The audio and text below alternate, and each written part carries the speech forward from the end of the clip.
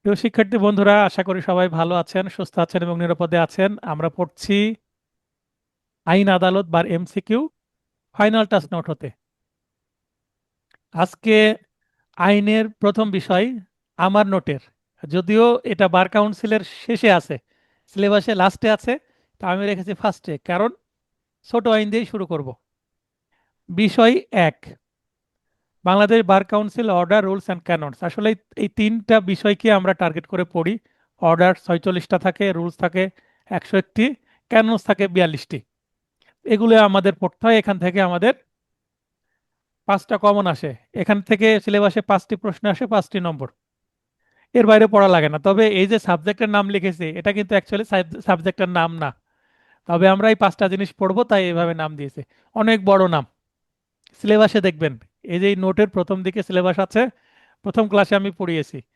Note যখন হাতে পাবেন তখন দেখবেন যে বড় নাম। অত বড় নাম ব্যবহার করিনি। অনেকে জাস্ট বার বার কাউন্সিল লিখে রাখে, অনেকে শুধু বিবিসি জি। লেখে। তো আমি এই ধরনের একটা নাম দিয়েছি, কারণ এই অর্ডার, রুলস আর ক্যানন আমরা পড়বো, তাই না? Right sir. এরপরে শর্ট সাজেশন 2026 কার, এই আইনটার উপরে।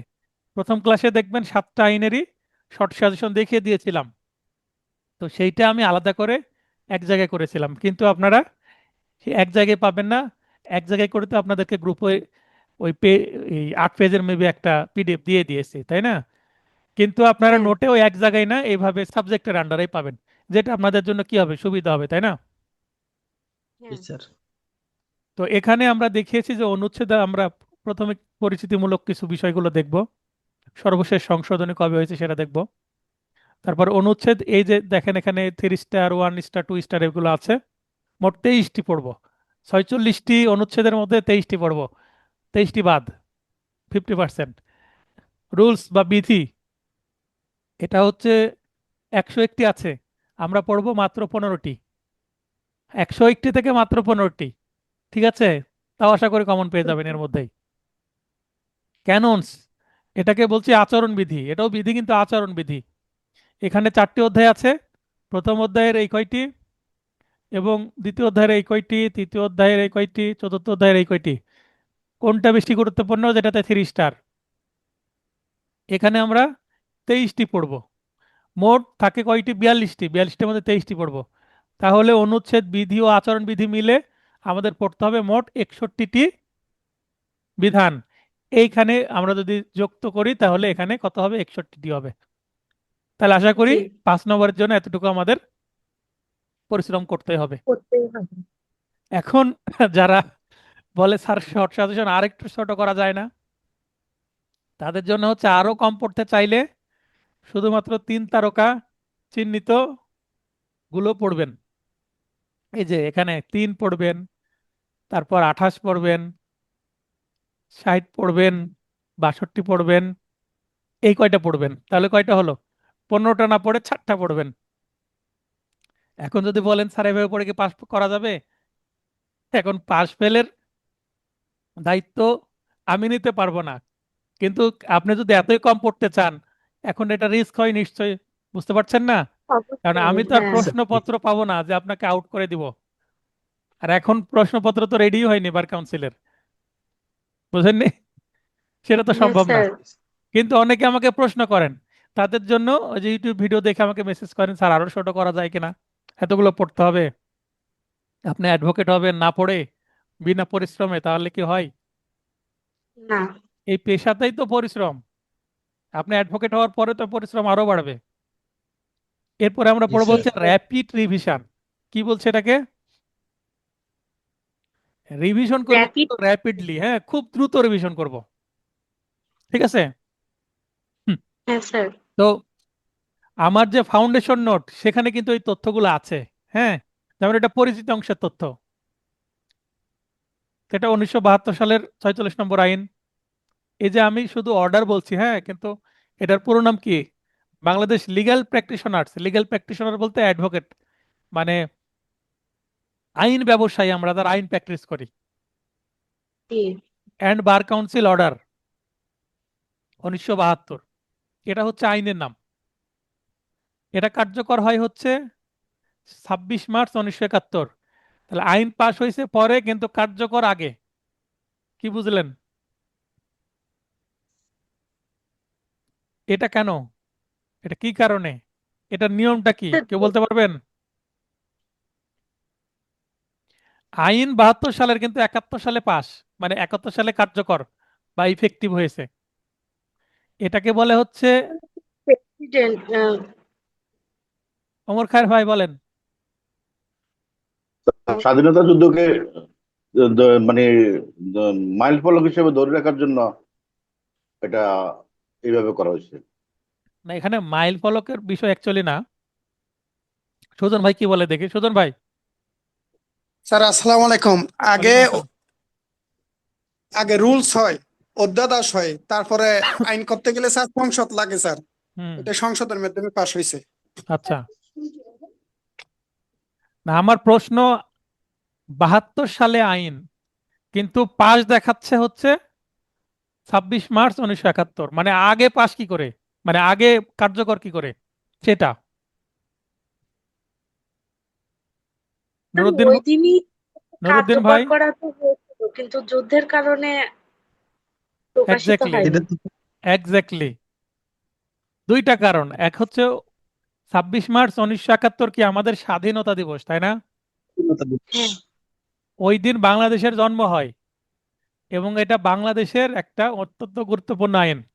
পাকিস্তান বার কাউন্সিল আমরা নিয়ে নিয়েছি, আইনও বার কাউন্সিলের, এবং বার কাউন্সিলের যে পুরাতন ভবন ছিল সবই তো পাকিস্তানের, তাই না?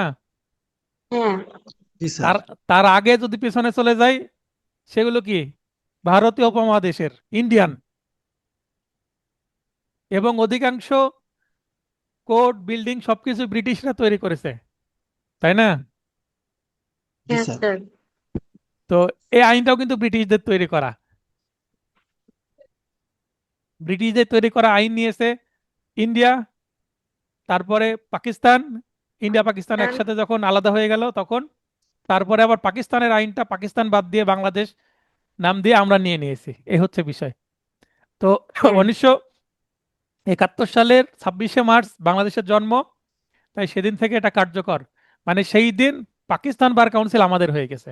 এটাই হচ্ছে সেন্স। ঠিক আছে? জি, আর ওই সময় আইন পাশ করতে পারেনি কারণ যুদ্ধ চলছে।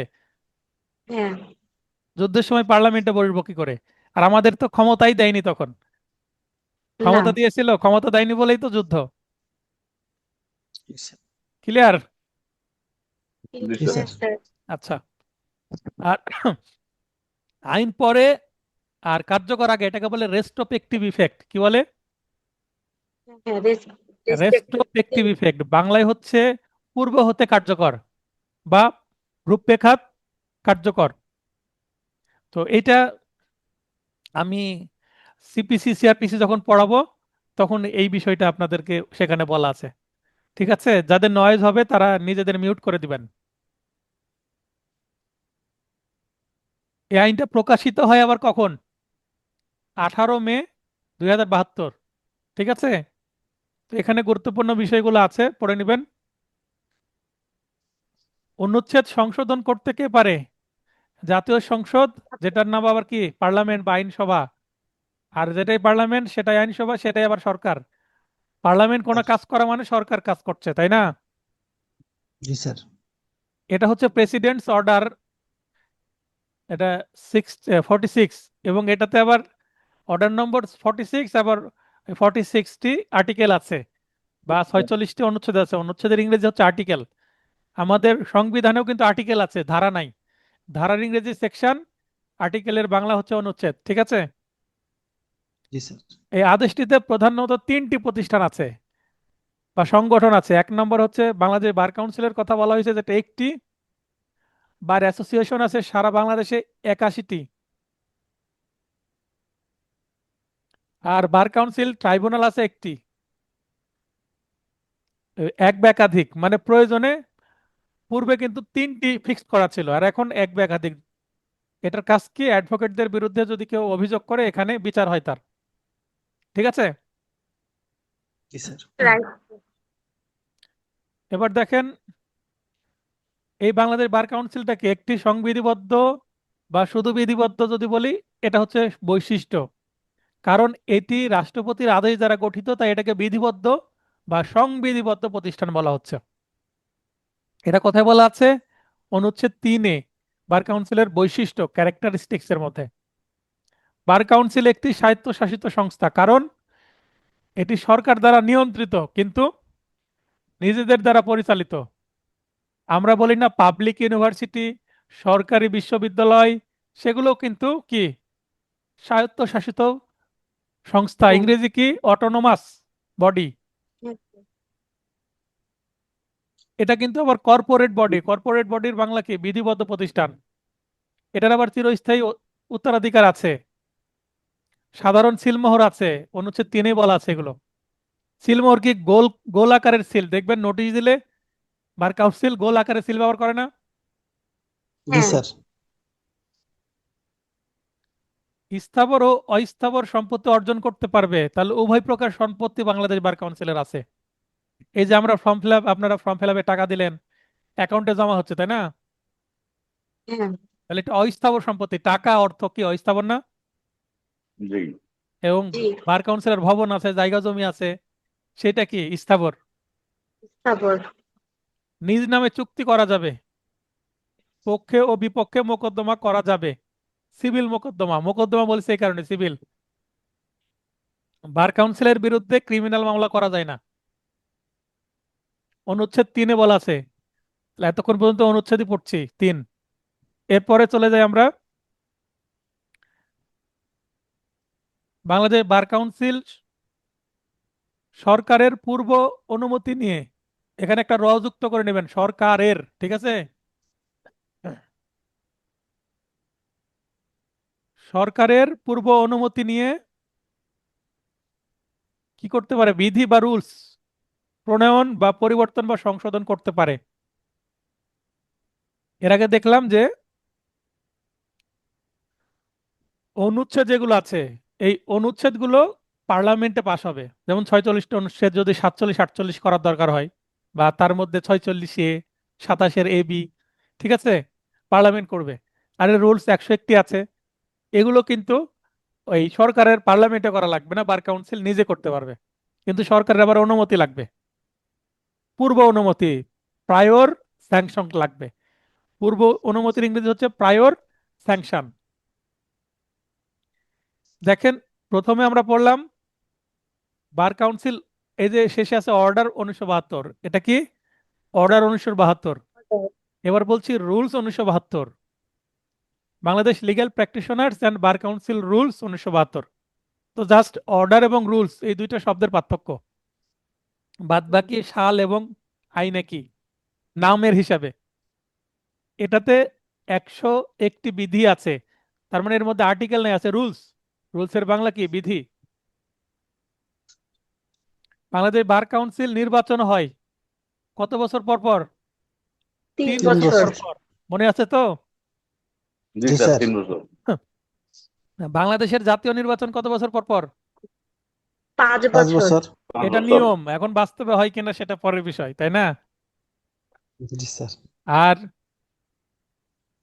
আমেরিকার জাতীয় 4 নির্বাচন বছর 4 বছর। 4 4 হ্যাঁ, বছর। তাহলে এই যে বছর, 3টা জিনিস জানাই দিলাম, বার কাউন্সিল 3, 3 আমেরিকা 4, বাংলাদেশ সরকার 5। 5, 5। তাহলে 3টা জিনিস কমন নলেজে চলে আসবে আমাদের, এবং এটার মাধ্যমে এটা মনে থাকবে বেশি। বার অ্যাসোসিয়েশনের নির্বাচন হয় কি? আমাদের রাজশাহীতে 1 এক বছর পর পর হয়, অর্থাৎ প্রতি বছর। সব এবং বাড়াই। আমাদের আশেপাশে যত বার অ্যাসোসিয়েশন আছে, লোকাল বার সমিতি, সবগুলো 1 বছর পর পর হয়। আইনজীবীদের পেশাগত আচরণ বিধিতে, অর্থাৎ ক্যাননস কয়টি আছে? অধ্যায় 4টি, 4টি ঠিক আছে। কোন অধ্যায় কতটি সেটা আমরা একটু পরে দেখব, একটা কৌশল আছে মনে রাখার। টোটাল 42টি বিধি আছে, আচরণ বিধি। বাংলাদেশ বার কাউন্সিলের কাজ নয় কি? আইনগত সহায়তা আইনগত প্রদান। পরামর্শ আইনগত দেওয়া। সহায়তা প্রদান করে কি? ওই লিগ্যাল এড, তাই না? জি স্যার প্রতিটা কোর্টে লিগ্যাল এড প্রতিষ্ঠান আছে, অফিস। তো লিগ্যাল এড সরকারি প্রতিষ্ঠান, আরো প্রতিষ্ঠান আছে, যেমন আইন ও, যেমন আশোক আছে, হ্যাঁ, আইন ও সালিশ কেন্দ্র, আশোক। তারপর আছে ব্লাস্ট, এগুলো সবই কি, ব্লাস্ট হচ্ছে ব্র্যাকের প্রতিষ্ঠান, এগুলোও আইনগত সহায়তা প্রদান করে বিনামূল্যে, কোনো টাকা পয়সা লাগে না। কিন্তু লিগ্যাল এড বা আইনগত সহায়তা প্রতিষ্ঠান এটা সরকারি। ওকে। আর অন্যান্যগুলো NGO, BLAST NGO, Ashok NGO. তাহলে এগুলো ওই এনজিও বা লিগ্যাল এড করবে, বাংলাদেশ বার কাউন্সিল কাউকে কি আইনগত সহায়তা প্রদান করে না। বাংলাদেশ বার কাউন্সিলের মেয়াদ কত আমরা যদি 3 জানতে পারলাম, 3 বছর পর পর যদি নির্বাচন হয়, তাহলে মেয়াদও 3 বছর পর পর, তাই না? 3 বছরের মেয়াদ। বছর। এটা কত অনুচ্ছেদে আছে? অনুচ্ছেদ 4-এ আছে। চার। আমার ফাউন্ডেশন নোটে দেখবেন অনুচ্ছেদ বামে ছিল, তথ্য ডানে ছিল, কিন্তু এবার আমার তথ্য দিয়েছি বামে, অনুচ্ছেদ দিয়েছি ডানে। কেন? এটার একটা সাইন্টিফিক কারণ আছে। যেমন পদাধিকার বলে বাংলাদেশ বার কাউন্স মানে বাংলাদেশের অ্যাটর্নি জেনারেল, ঠিক আছে, পদাধিকার বলে সদস্য হবেন। পদাধিকার বলে সদস্যকে বাংলাদেশের অ্যাটর্নি জেনারেল, একজন নির্বাচিত সদস্য। বাংলাদেশ বার কাউন্সিলের সদস্য কতজন? 15 জন। এই 15 জন। অ্যাটর্নি জেনারেল অটোমেটিক, তিনি সদস্য, তাই অ্যাব ইনিশিও বলা হয় এটাকে, হ্যাঁ। হ্যাঁ। মানে প্রথম থেকেই তিনি পদাধিকার বলে, তিনি অ্যাটর্নি জেনারেল হয়েছেন বলেই তিনি সদস্য অটোমেটিক, তাকে নির্বাচন করা লাগে না। এই যে এখানে আমি যে রেখেছি অনুচ্ছেদ 5, এখন এই তথ্যটা পড়ার সময় আপনারা একটা এরকম সাদা কাগজ নেবেন, নিয়েই ডান দিকে ঢেকে রাখবেন, ঢেকে রাখবে, দেখবেন যে আপনার মনে পড়ছে কিনা, তথ্য পড়ার পর মনে পড়ছেন কিনা যে এটা কত অনুচ্ছেদ, এই চেক করার জন্য এইভাবে দিয়েছি। বুঝতে পেরেছেন? জি স্যার। একটা তথ্য পড়ার সঙ্গে সঙ্গে মাথায় আসতে হবে এটা কত অনুচ্ছেদ। ওকে। নির্বাচিত সাধারণ সদস্য 7 জন, এটাও 5-এ আছে। নির্বাচিত অঞ্চল ভিত্তিক বা গ্রুপ ভিত্তিক সদস্যও 7 জন, অনুচ্ছেদ 5। আচ্ছা। তাহলে এখানে একজন নির্বাচন করা লাগে না অ্যাটর্নি জেনারেল স্যারের, সাধারণ বা জেনারেল মেম্বার 7 জন, যেটা সবাই করতে পারে। আর হচ্ছে অঞ্চল ভিত্তিক 7 জন, এটা কোটার মতন। যেমন আমি রাজশাহী, আমি চাইলে রাজশাহী থেকে নির্বাচন করতে পারবো, তাহলে এটা কি কোটা পেলাম। আবার আমি চাইলে সাধারণ হিসাবে ওভারঅল নির্বাচন করতে পারবো, সেক্ষেত্রে সবাই আমাকে ভোট দিবে। আর অঞ্চল ভিত্তিক হলে এই অঞ্চলের ভোট আমি পাবো। বুঝতে পেরেছেন? তার জি মানে এটা স্যার। অনেকটা কোটা ভিত্তিক। নির্বাচিত মোট সদস্য তাহলে কত হলো? 7+7 14। এটা অনুচ্ছেদ 5-এ আছে। নির্বাচিত সদস্যের ইংরেজি কি হবে? Elected member. ওকে। জি স্যার। বাংলাদেশ বার কাউন্সিলের সর্বমোট সদস্য তাহলে কত হলো? 15 জন। এটা 15 জন। অনুচ্ছেদ 5। তাহলে অনুচ্ছেদ 5 থেকে কত তথ্য পেলাম? অনেকগুলা স্যার। প্রতিটা তথ্য থেকে আলাদা আলাদা প্রশ্ন হতে পারে, এমসিকিউ। ওকে। ওকে। এরপর আরেকটা পড়বো, কোন অ্যাডভোকেট স্বপদে পরপর 2বারের অধিক থাকতে পারবে না। তার মানে 2 কনসিকিউটিভ টার্মস। এই যে নির্বাচন করলে, মনে করেন আমি নির্বাচন করলাম, এবার আমি পাশ করলাম, সদস্য হয়ে গেলাম, এরপরে আমি আবার 29 সালে নির্বাচন করলাম, তাহলে 3 বছর থাকলাম সদস্য। 29 সালে নির্বাচন করলাম, আবার আমি সদস্য হলাম, 32 সাল পর্যন্ত থাকলাম, তাহলে কয় বছর থাকলাম? 6 বছর। 2 টার্ম, দুইবার 2বার। দুইটা। টু কনজিকিউটিভ টার্মস মানে কি? পর পর 2। কনজিকিউটিভ শব্দের অর্থ এটা বোঝাচ্ছে। তাহলে আমি 26 থেকে টানা 32, 6 বছর মনে করেন থাকলাম। থাকার পরে ওই 32 সালের যে নির্বাচন হবে, ওই নির্বাচনে আমি অংশগ্রহণ করতেই পারবো না।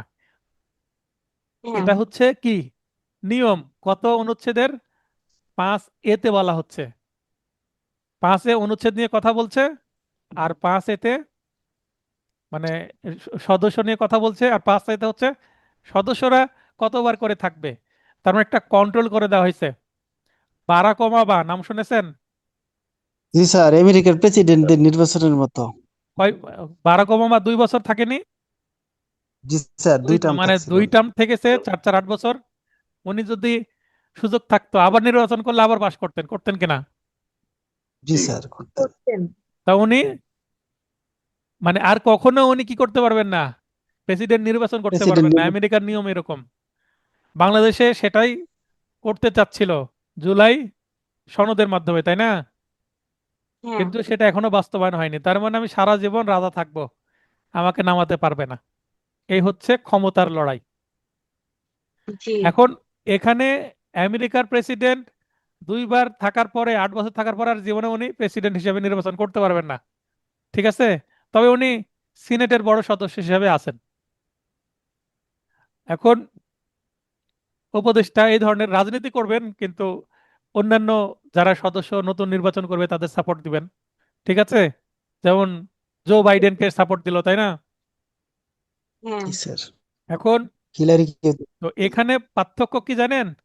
এই যে আমি 32 সাল পর্যন্ত থাকলাম, থাকার পরে আমি 33, 34, 35 মানে 35 সাল পর্যন্ত আমি আর কি করতে পারবো না, সদস্য হতে পারবো না, ওই নির্বাচন করতে পারবো না।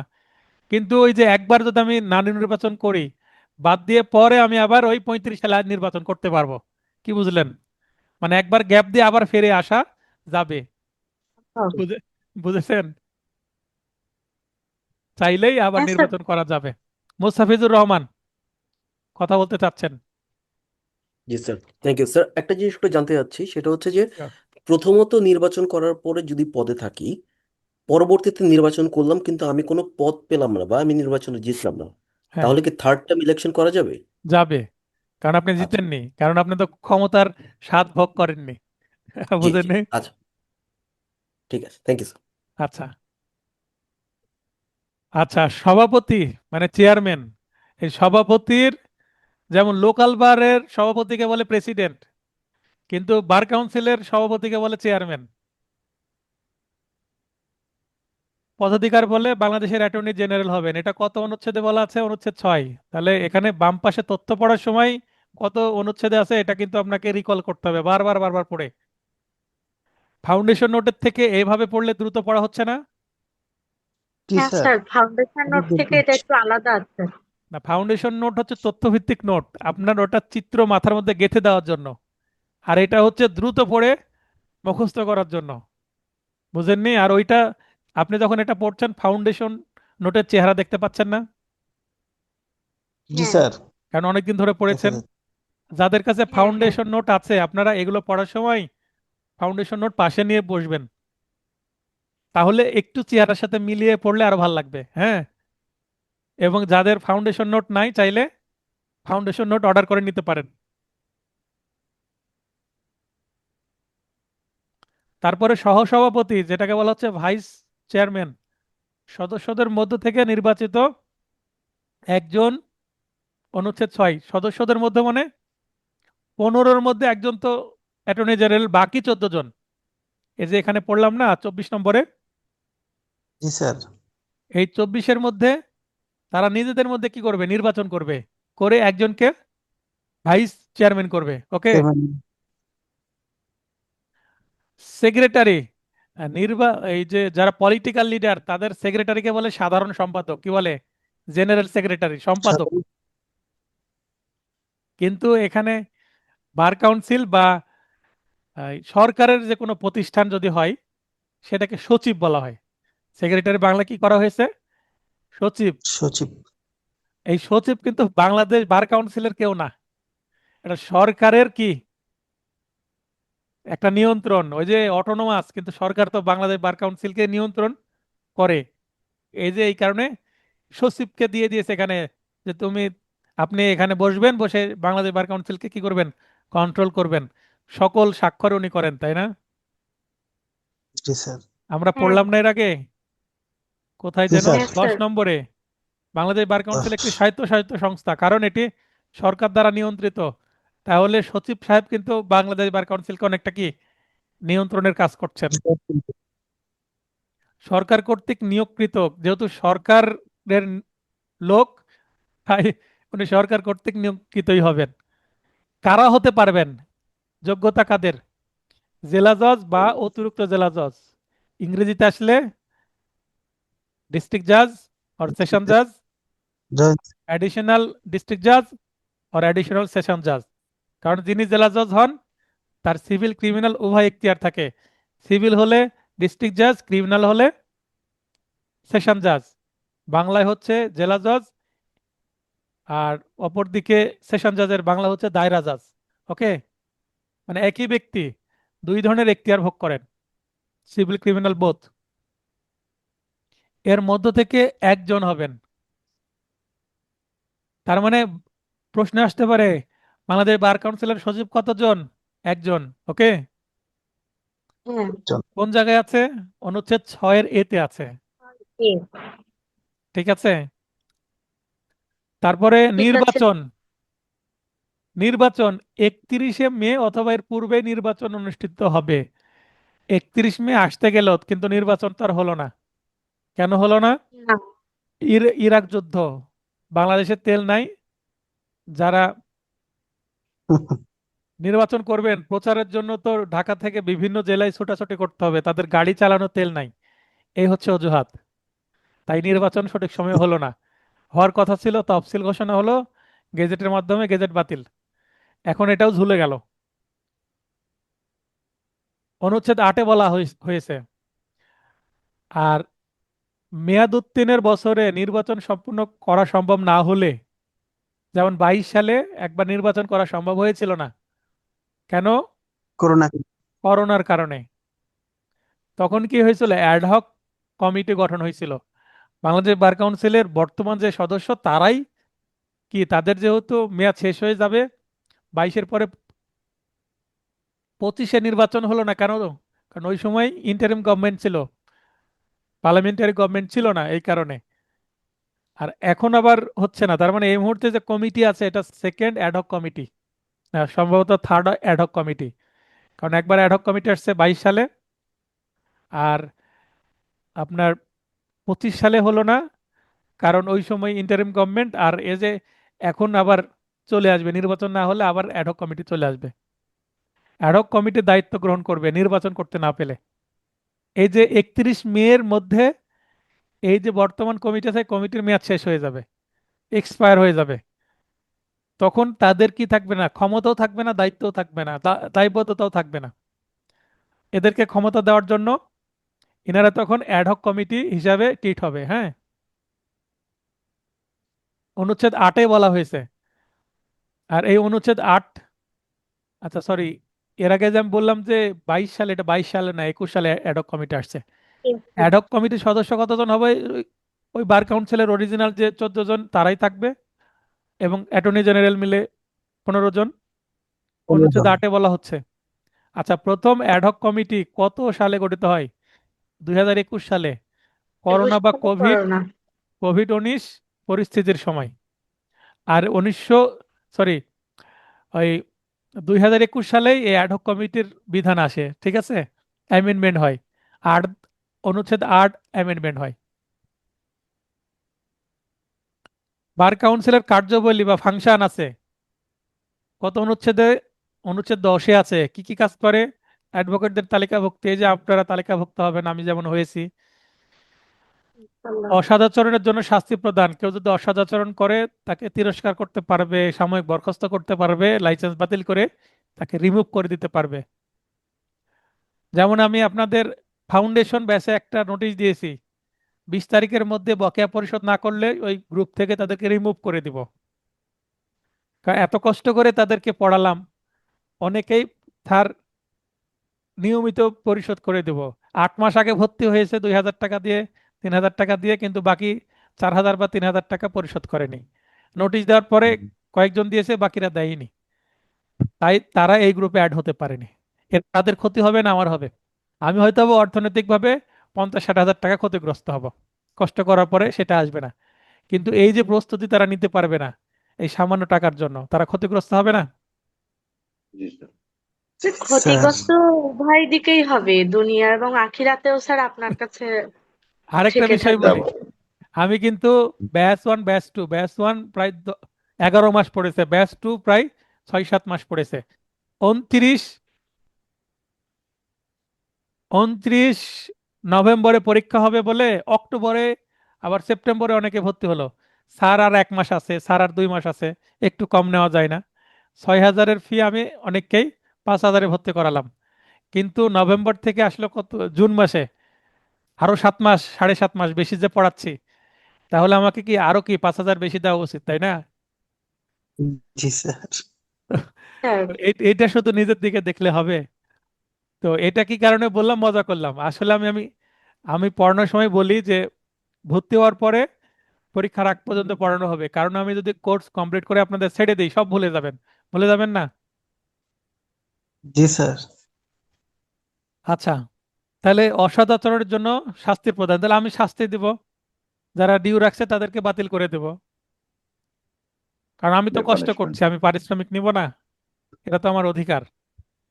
ঠিক আছে, তাহলে অধিকার, সুযোগ সুবিধা ও স্বার্থ রক্ষা আমাদের অ্যাডভোকেটের সুযোগ সুবিধা দেয় বার কাউন্সিল।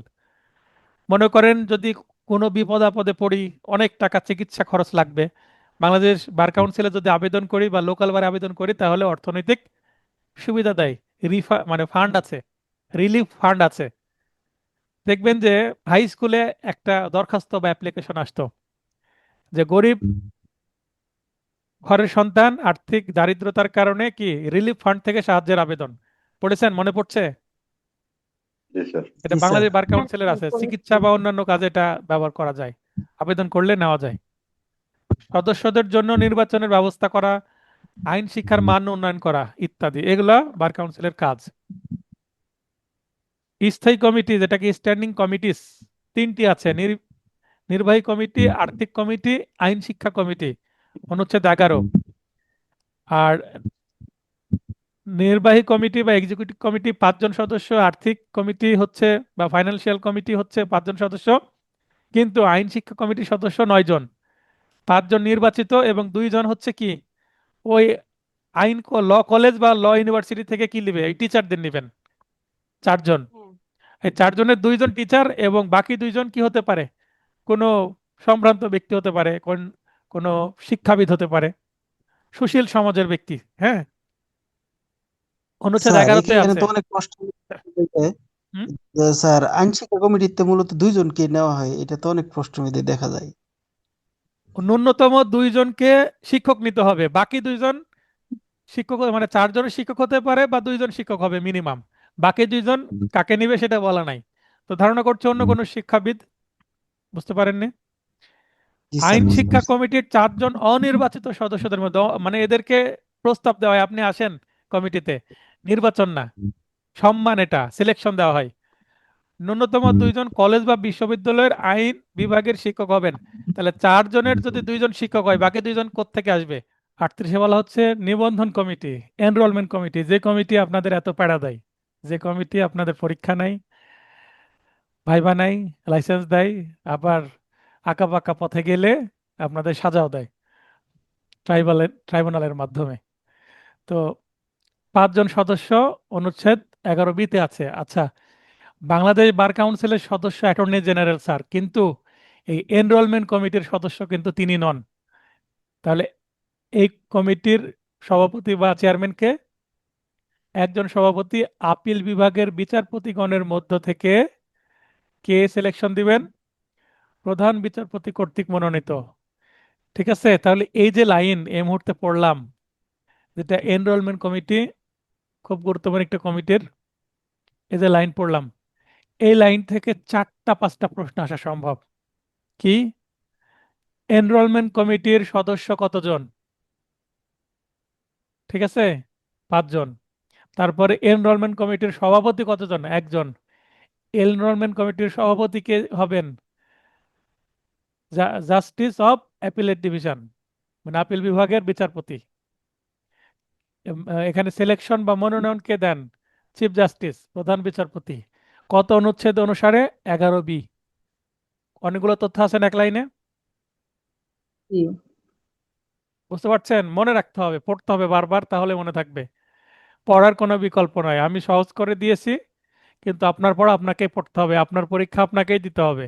আপনার পরীক্ষাও আমি দেব না, তারপর আপনার পড়াও আমি করে দিব না। আমি কি করতে পারবো, এই যে একটু ধরিয়ে দেওয়া, অনলাইনে একটু বক বক করা, একটু বুঝিয়ে দেওয়া। কিন্তু আপনি এই শুধু ভিডিও দেখলে নিজে কিছু পড়লেন না, তাহলে হবে না। তবে অনেকের মেধা আছে যে একটু ভিডিও দেখেই কিন্তু অনেকের হয়ে যায়, এরকম অনেক প্রতিবার এমসিকিউ এর পরে, রিটেনের পরে আমার কাছে মেসেজ আসে, স্যার আমি কোথাও কোচিং করিনি, আপনার ভিডিও দেখেই শুধু পাস, আমার নোটও নাইনি, এরকম আছে, শুধু ভিডিও দেখে পাস। ওদের মাথা ব্রেন ভালো। না সে, তারা মেধাবী বা সময় বেশি আছে, ওই বয়স মনে করেন 21-22 বছর, তাহলে তাদের তো অন্য কাজ নাই, এই ফোনে দেখবে আর ওটা দেখে দেখে নোট করে নেবেন ওনারা, তাহলেই তো পাস, তাই না? আচ্ছা, তাহলে একজন সদস্য হয়ে গেল সভাপতি, এখানে অ্যাপিলেট ডিভিশনের জাস্টিস। এই যে দুইজন সদস্য হাইকোর্ট বিভাগের বিচারপতি, বিচারপতির ইংরেজি হচ্ছে জাস্টিস, তাহলে দুইজন জাস্টিস হবেন হচ্ছে হাইকোর্ট বিভাগের, একজন জাস্টিস হবেন হচ্ছে অ্যাপিলেট ডিভিশনের, এবং অ্যাপিলেট ডিভিশনের যিনি জাস্টিস সদস্য হবেন তিনি আবার কি চেয়ারম্যান বা সদস্য সভাপতি হবেন। এটাও কিন্তু প্রধান বিচারপতি এই দুজনকে মনোনয়ন দিবে, 11B-তে বলা হচ্ছে এটা। আর একজন সদস্য থাকবে, তিনি অ্যাটর্নি জেনারেল পদাধিকার বলে, তার মানে অ্যাটর্নি জেনারেল বার কাউন্সিলের সদস্য, তিনি এনরোলমেন্ট কমিটির আবার সদস্য, কিন্তু সভাপতি না, তিনি বার কাউন্সিলের একজন সদস্য প্লাস সভাপতি। এনরোলমেন্ট কমিটির তিনি শুধুমাত্র সদস্য, সভাপতি নন। ক্লিয়ার হলো? অনুচ্ছেদ 11B, একজন সদস্য হবেন সদস্যদের মধ্যে থেকে বার কাউন্সিল কর্তৃক নির্বাচিত। অনুচ্ছেদ 11B, তার মানে এখানে দেখেন 1 2 1 1 আমি এভাবে লিখে দিয়েছি, তাহলে টোটাল কতজন হলো? 5 জন। এই যে 42 নম্বরে যে একজনের কথা বলা হচ্ছে, ইনি হচ্ছেন একজন অ্যাডভোকেট, যিনি বার কাউন্সিলের যে 14 জন নির্বাচিত সদস্য তার মধ্যে থেকে একজন হবেন। ক্লিয়ার হলো এনরোলমেন্ট কমিটির সদস্য নিয়ে? কারো কোনো প্রশ্ন? ইমিউনিটি বা দায় মুক্তি, ইমিউনিটি বা দায় মুক্তি, এই শব্দটা যদিও এই অনুচ্ছেদ 18-তে উল্লেখ নাই, কিন্তু এই অনুচ্ছেদ 18-র যে বক্তব্য, এটাকে বলা হয় কি, ইমিউনিটি বা দায় মুক্তি। বার কাউন্সিল, ট্রাইব্যুনাল বা কমিটি বা কর্মকর্তা কর্মচারীদের সরল বিশ্বাসে, কি, সরল বিশ্বাসে কৃত কোনো কাজের জন্য তাদের বিরুদ্ধে কোনো মামলা করা যাবে না, তাহলে তাদেরকে মামলা করার দায় থেকে মুক্তি দেওয়া হলো, দ্যাট ইজ ইমিউনিটি, দায় মুক্তি। বুঝতে পারলেন?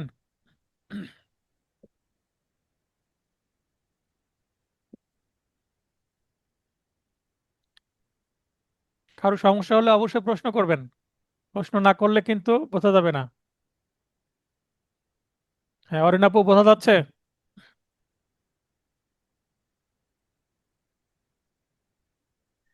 তারপরে জ্যেষ্ঠতার ক্রম বা অর্ডার অফ সিনিয়রিটি নির্ধারণের মানদণ্ড, কে সিনিয়র হবে কে জুনিয়র হবে, দুইটি মানদণ্ড আছে। তালিকাভুক্তির তারিখ, মানে যে আগে অ্যাডভোকেট হয়েছে সে সিনিয়র, আর যে পরে অ্যাডভোকেট হবে সে জুনিয়র। এবং দ্বিতীয় হচ্ছে বয়স, অনুচ্ছেদ 23-এ বলা হয়েছে। এখন মনে করেন যে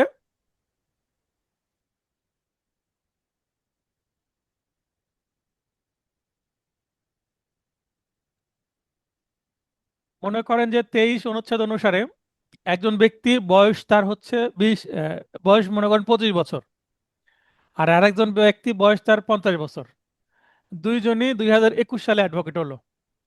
তাহলে দুইজনই যেহেতু 21 সালে অ্যাডভোকেট হয়েছে, তাদের এনরোলমেন্টের তারিখ হবে হচ্ছে 25 অক্টোবর 2021। তো এই একই তারিখে যেহেতু তারা এনরোল হয়েছে, এই দুইজনের মধ্যে যার বয়স বেশি সেই হবে সিনিয়র, যদিও তারা ব্যাচমেট বা ওই একই ব্যাচে তারা অ্যাডভোকেট হয়েছে, কিন্তু যেহেতু বয়সে বড় একটু সমীহ করতে হবে, সম্মান দিতে হবে সিনিয়র হিসেবে। আচ্ছা, কিন্তু ওই যে 25 বয়স যার, সে 21 সালে হলো, এবং যার 50 বয়স সে মনে করেন অ্যাডভোকেট হলো 24 সালে, তাহলে ওনার বয়স যদিও বেশি, ডাবল, কিন্তু উনি হয়ে যাবেন জুনিয়র, কারণ তিনি পরে অ্যাডভোকেট হয়েছেন তাই। তার মানে যারা আগে অ্যাডভোকেট হয়েছে, তখন দ্বিতীয় মানে দ্বিতীয় বিষয়টা দেখতে হবে তাদের এজ, আর ভিন্ন তারিখে অ্যাডভোকেট হলে যে আগে অ্যাডভোকেট হয়েছে সে সিনিয়র হবে। তার মানে আগে অ্যাডভোকেট হওয়াটাই সিনিয়র হওয়ার প্রথম নিয়ম। আর একই সাথে অ্যাডভোকেট হলে তখন বয়স দেখবে কার বেশি, এই দুইটা জিনিস মনে রাখবেন। আমার ক্লাস টেস্টে কিন্তু এই বিষয়ে উদাহরণ দিয়ে কিন্তু বোঝানো আছে, এবং ক্লাস টেস্টে কি আছে, এমসিকিউ আছে এই বিষয়ে। প্রাক শ্রোতা অধিকার ইংরেজি হচ্ছে right of pre audience. Pre audience মানে প্রথমে কথা বলার অধিকার। যেমন এই লাইভ ক্লাসে প্রবেশ করে প্রথমে আমি কথা বলি, কথা বলার পর আপনাদের মাইক অন করে কাউকে কথা বলার সুযোগ দিই। তেমনি অ্যাটর্নি জেনারেল, তার একটা এই অধিকার থাকবে, সকল অ্যাডভোকেটদের সিনিয়র হিসেবে তিনি বিবেচিত হবেন। অনুচ্ছেদ 26-এ এই কথা 26। বলা হয়েছে। হ্যাঁ, তার মানে কোনো কোর্টে অ্যাটর্নি জেনারেল তো তিনি শুধু অফিস দেখেন না, কোর্টে উনি শুনানি করেন। তিনি হচ্ছেন সরকারি আইনজীবীদের মধ্যে সবচেয়ে সিনিয়র আইনজীবী। মানে এখানে পদে সিনিয়র, ইনি পরে অ্যাডভোকেট হয়েছে কিনা সেটা দেখা হবে না, তার বয়স কত দেখা হবে না। অ্যাটর্নি জেনারেল হলেই তিনি সকল অ্যাডভোকেটদের কি হয়ে যাবেন, সিনিয়র। মনে করেন অ্যাটর্নি জেনারেল, তার বয়স হচ্ছে 50 বছর, আর অ্যাটর্নি জেনারেলের পিতা, তার বয়স হচ্ছে 80 বছর। দুইজনে অ্যাডভোকেট। তো পিতা সুপ্রিম কোর্টের একজন সিনিয়র আইনজীবী প্র্যাকটিস করছেন আপিল বিভাগে, আর তিনি, আর তার ছেলে হয়েছেন অ্যাটর্নি জেনারেল, কিন্তু তাহলে বাবার থেকে কিন্তু ওই ছেলে সিনিয়র হয়ে যাবে, কারণ তিনি অ্যাটর্নি জেনারেল। জি ঠিক আছে, মানে হ্যাঁ বাবার দাড়ি পেকে গেছে, চুল সব পেকে গেছে, ছেলে ইয়ং হয়েছে অ্যাটর্নি জেনারেল, কিন্তু ছেলে সিনিয়র হয়ে যাবে বাবার থেকে। পদবী সুতরাং বড়। ভাই, স্যার অ্যাটর্নি জেনারেল নিয়োগ কে দেবে? অ্যাটর্নি জেনারেল সরকারে নিয়োগ দেয়, রাষ্ট্রপতি। আর স্যার এখানে সরকার বলতে কাকে বোঝায় স্যার?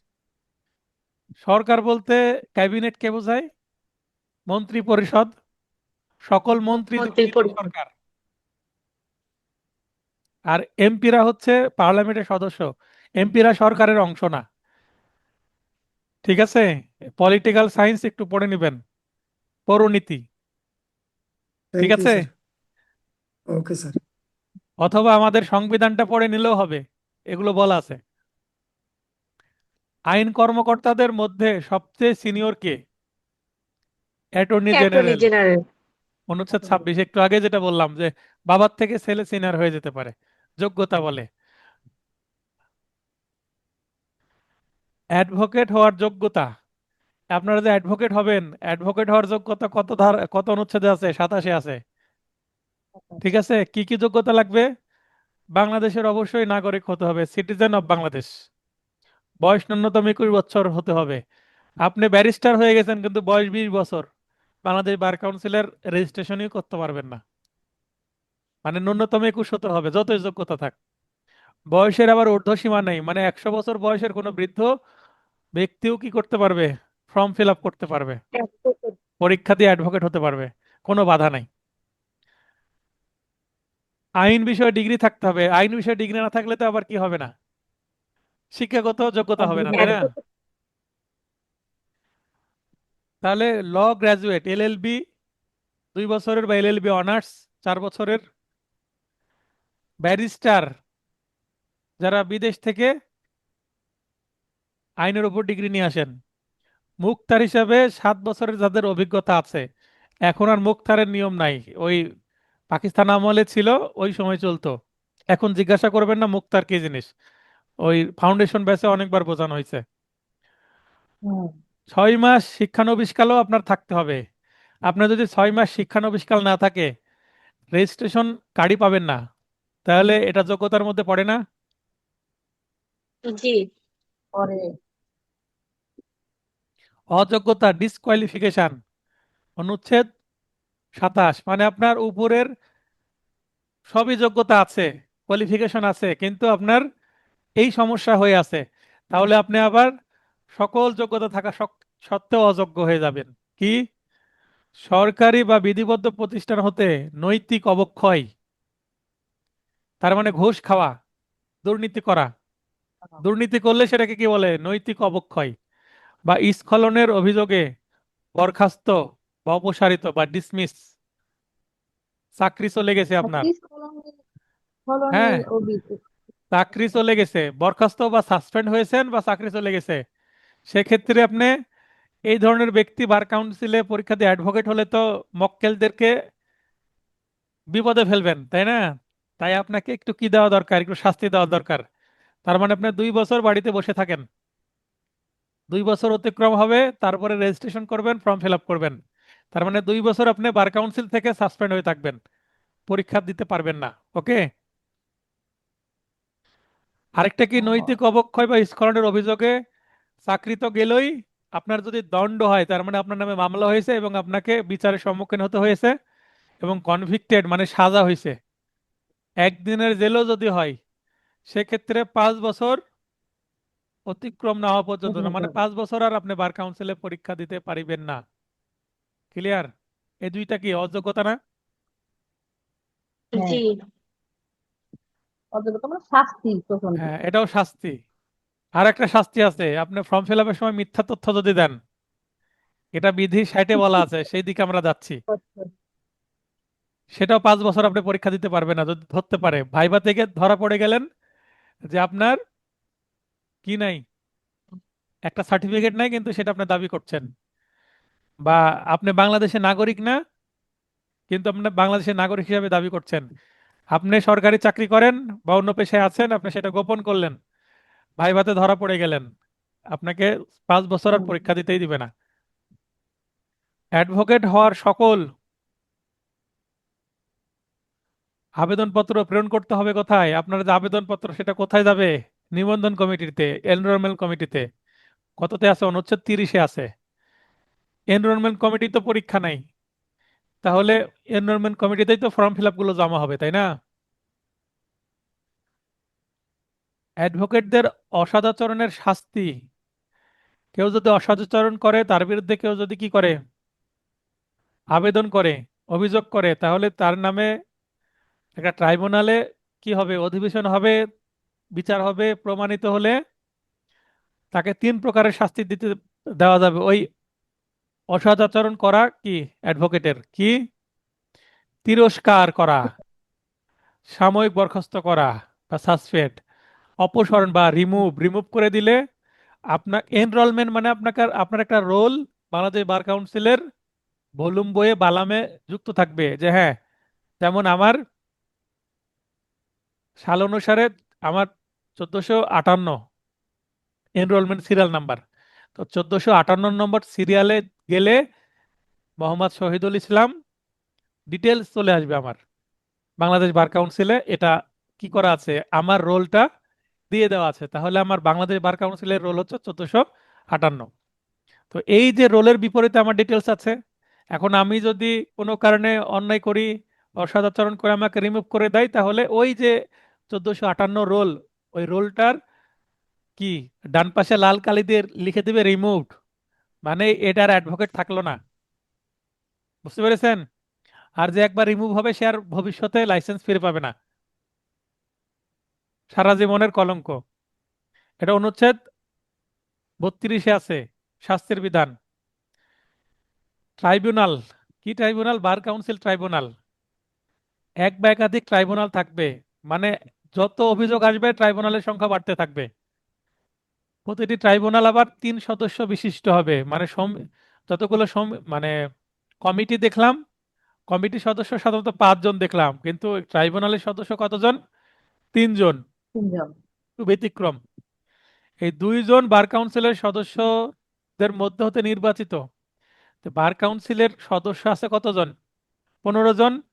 তার মধ্যে নির্বাচিত 6 জন। সদস্য 14 জন। এই 14 জনের থেকে 2 জন অ্যাডভোকেটরা কি করবে, বিচার করবে অ্যাডভোকেটের। একজন তালিকাভুক্ত অ্যাডভোকেটদের মধ্যে হতে মনোনীত এবং বার কাউন্সিলের সদস্য না এরকম বাংলাদেশে লাখ লাখ অ্যাডভোকেট আছে না? জি। যেমন আমি একজন অ্যাডভোকেট, আমাকেও নিতে পারে সিনিয়র হয়ে গেলে, এখন কার ভাগ্যে কি আছে। ঠিক আছে? তো এইটা বার কাউন্সিলের সদস্য হওয়া দরকার নাই, জাস্ট বার কাউন্সিলের তালিকাভুক্ত অ্যাডভোকেট হলেই হবে, মানে লাইসেন্স থাকলেই হবে, যেমন আমার আছে এরকম। বুঝতে পারলেন? তার মানে সারা বাংলাদেশ জি। থেকে একজনকে নিবে, যিনি উপযুক্ত, বয়স হয়েছে, অভিজ্ঞতা হয়েছে, নিশ্চয়ই তাকেই নিবে, আমার মতো তো আর জুনিয়রকে নিবে না। এবং আমি যখন সিনিয়র হয়ে যাব, ওই পর্যায়ে আল্লাহ যদি পৌঁছাই, তাহলে আমাকেও নিতে পারে, তাই না? স্বপ্ন দেখতে সমস্যা নাই তো। স্যার। এবং সভাপতি হবেন না। কে? সদস্যদের মধ্যে যিনি সর্বাপেক্ষা জ্যেষ্ঠ বা সিনিয়র, তার মানে এই যে টোটাল 3 জন, বার কাউন্সিলের 14 জনের 2 জন এবং একজন, ওটা 3 জনের মধ্যে যিনি আবার সিনিয়র হবেন, জ্যেষ্ঠ, তিনি। তবে অ্যাটর্নি জেনারেল ট্রাইব্যুনালের সদস্য হতে পারবেন না, এটা অনুচ্ছেদ 33-এ বলা আছে ট্রাইব্যুনালের সদস্য বিষয়ে। আচ্ছা, অ্যাটর্নি জেনারেল স্যার কেন সদস্য হতে পারবেন না? কারণ ট্রাইব্যুনালের সদস্য মানে তিনি বিচারক। ট্রাইব্যুনালের সদস্য কি? বিচারক। তিনি বিচারক। আর অ্যাটর্নি জেনারেল কি করবেন?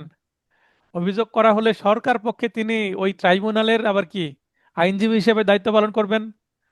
তার মানে তিনি অভিযোগকারীর পক্ষে, যেমন লোয়ার কোর্টে এপিপি থাকে, পিপি থাকে, জিপি থাকেন, এজিপি থাকেন, তারা কি করেন? প্রসিকিউশন পক্ষে মামলা, পাবলিক প্রসিকিউটর, অ্যাডিশনাল বা অ্যাসিস্ট্যান্ট পাবলিক প্রসিকিউটর হিসেবে দায়িত্ব পালন করেন। তেমনি অ্যাটর্নি জেনারেল ট্রাইব্যুনালের কিন্তু একজন কি প্রসিকিউটর হিসেবে দায়িত্ব পালন করবেন। তার মানে তিনি আইনজীবী হিসেবে শুনানি করবেন, তিনি বিচারক হবেন না। আর ট্রাইব্যুনালের সদস্য মানে বিচারক, বুঝতে পারলেন? এই কারণে তিনি বেঞ্চের সদস্য হবেন না, তিনি বারের সদস্য হবেন, মানে শুনানিতে অংশগ্রহণ করবেন। ক্লিয়ার হলো বিষয়টা? জি স্যার, ক্লিয়ার। ট্রাইব্যুনালে মিথ্যা অভিযোগের জন্য জরিমানা। এখন মনে করেন যে আমার বিরুদ্ধে কেউ ট্রাইব্যুনালে কি দিল, অভিযোগ দিল যে আমি এই করছি ওই করছি, অনলাইনে কোচিং করছি, কোচিং করে লাখ লাখ টাকা ইনকাম করছি, ঠিক আছে, আরো কথা, এবং আমি অনেককে ভর্তি করানোর পরে ঠিকভাবে পড়াইনি, নোট দিতেছে টাকা নিয়েছি নোট দিইনি, এরকম অনেক মনে করেন অভিযোগ করলো, কাল্পনিক অভিযোগ বের করলাম, ঠিক আছে। এখন এই অভিযোগ আমার বিরুদ্ধে গেল ট্রাইব্যুনালে। ট্রাইব্যুনালে আমার বিরুদ্ধে মনে করেন মিস্টার এক্স অভিযোগ করলে, এমন এক্সটার সাথে অ্যাটর্নি জেনারেল স্যার আবার যুক্ত হবেন। অ্যাটর্নি জেনারেল স্যার ওই মিস্টার এক্স অভিযোগকারীকে কি করবেন? হেল্প করবেন। আর আমি নিজেই আমার পক্ষে শুনানি করতে পারবো, বা আমার পক্ষে আবার একজন সিনিয়র আইনজীবীকে নিতে পারবো। কোথায়? ট্রাইব্যুনালের কি আমি আসামি হয়ে গেছি, অভিযুক্ত ব্যক্তি হয়ে গেছি। আচ্ছা, এখন ওই মিস্টার এক্স আমার বিরুদ্ধে অভিযোগ করলো, করার পর দেখলো যে অভিযোগটা মিথ্যা। যেমন সিআরপিসির 250-এ কি আছে, মিথ্যা অভিযোগ করলে বাদীকেই সাজা দেয়, অভিযোগকারীকেই, তাই না? হ্যাঁ। জি তেমনি বার স্যার। কাউন্সিলে কেউ যদি কোনো অ্যাডভোকেটের বিরুদ্ধে মিথ্যা অভিযোগ করে, তাকে উল্টো কি করতে হবে, কি করবে? 500 টাকা, মাত্র 500 টাকা মাত্র জরিমানা। 500 টাকা। এটা 1972 সালের আইন, তখন 500 টাকা, এখন কত হবে? 50 লক্ষ, তাই না? ওই সময় 500 টাকা দিয়ে কয় ভরি স্বর্ণ পাওয়া যেত, কয় বিঘা জমি পাওয়া যেত। অনেক। আর ওই তত বিঘা জমি কিনতে এখন 50 লক্ষ টাকাতেও হবে না, মানে জমি এবং স্বর্ণের চিন্তা যদি করি। তার মানে এটা অ্যামেন্ডমেন্ট করে জি স্যার। এই 500 টাকাকে অন্তত 50,000 টাকা করা উচিত, বা 1 লাখ টাকা, তাই না? যেন অ্যাডভোকেটদের বিরুদ্ধে কেউ মিথ্যা জি অভিযোগ না স্যার। করে, ডিস্টার্ব না করে। তাহলে এটা কোথায় আছে? অনুচ্ছেদ 34-এ আছে। মানে এটা আমাদের জন্য কি একটা সেফগার্ড, তাই না? তো অভিযোগ করেছে তো জি। উল্টো তোমারই কি হবে? জরিমানা হবে। এটা বাড়ানো উচিত। স্যার, আমার মতে তো 5 লাখ করা উচিত, না হলে। না, সেটাই তো, এটা অ্যামেন্ডমেন্ট হওয়া উচিত। যেমন পেনাল কোডের 510 ধারা, 10 টাকা অর্থদণ্ড, তাই না? জি। আরেকটা কি, অ্যাডভোকেটের বিরুদ্ধে দাখিলকৃত অভিযোগের সাথে 1,000 টাকা ফি জমা দিতে হবে। কত টাকা? 1,000 টাকা। তাহলে তার টোটাল কত লস হবে? 1,500 টাকা লস হবে, তাই না? সে যখন অভিযোগ করবে, জি। এফিডেভিট করবে, তখন আবার 1,000 টাকা ফি দিতে হবে, টাকা দিতে হবে। আবার এফিডেভিট আছে, উকিলের মাধ্যমে করলে উকিল ফি আছে, তার মানে তার খরচ নিশ্চয় আছে। ঢাকায় যাবে বার কাউন্সিলের শুনানি করতে, মানে নিজের খেয়ে বোরের মোষ টাড়ানো। নিজে ভালো ছিল, অ্যাডভোকেটের পিছনে লেগে তার লাভ কি, তাই না? জি। তাহলে নিশ্চয় বড় অপরাধ না করলে কেউ অভিযোগ করবে না, অ্যাডভোকেটদের সাথে আসলে কেউ লাগতে আসে না, তাই না? কেউ শত্রুতা করতে আর্মিটা চায় না ভালো। অ্যাডভোকেটদের সাথে। আমরা একটা সম্মান বা একটা নিরাপত্তার বলয়ে থাকি সমাজে। আচ্ছা, এটা বিধি 41A, এটা থেকে কিন্তু প্রশ্ন আসে গুরুত্বপূর্ণ, এই দুইটা থেকে আসে। এরপরে আরেকটা, ট্রাইব্যুনাল প্রদত্ত আদেশ নিজ উদ্যোগে অথবা সংক্ষুব্ধ ব্যক্তির আবেদনের প্রেক্ষিতে রিভিউ করা যাবে। রিভিউ কে করবে? ট্রাইব্যুনাল মনে করেন যে সাজা দিয়ে দিল অ্যাডভোকেটকে, কি করলো? 1 মাসের জন্য সাসপেন্ড। এখন সাসপেন্ড করার পরে ট্রাইব্যুনাল মনে করলো 3 জন সদস্য বিচারক, আমরা একটু আরেকবার দেখি, এটাকে বলা হচ্ছে স্বউদ্যোগে সুমুটো হয়ে যে এটা সঠিক সিদ্ধান্ত হলো কিনা। অথবা কি করলো, অভিযোগ খারিজ হয়ে গেল, নথিজাত হয়ে গেল, তার মানে ওই অভিযুক্ত যে আসামি অ্যাডভোকেট সে খালাস পেয়ে গেল। এটা খালাস শব্দটা আসলে ঠিক না, এটা কিন্তু অনেকটা কি সিভিল ক্যাটাগরির মামলা, মানে অভিযোগ, এটা ক্রিমিনাল না। কারণ প্রতিপক্ষ এখানে দরখাস্তকারী এবং প্রতিপক্ষ, যেমন নির্বাহী কোর্টে যে মামলাগুলো হয় সেই স্টাইলের, এটা কোয়াসি সিভিল ম্যাটার্স।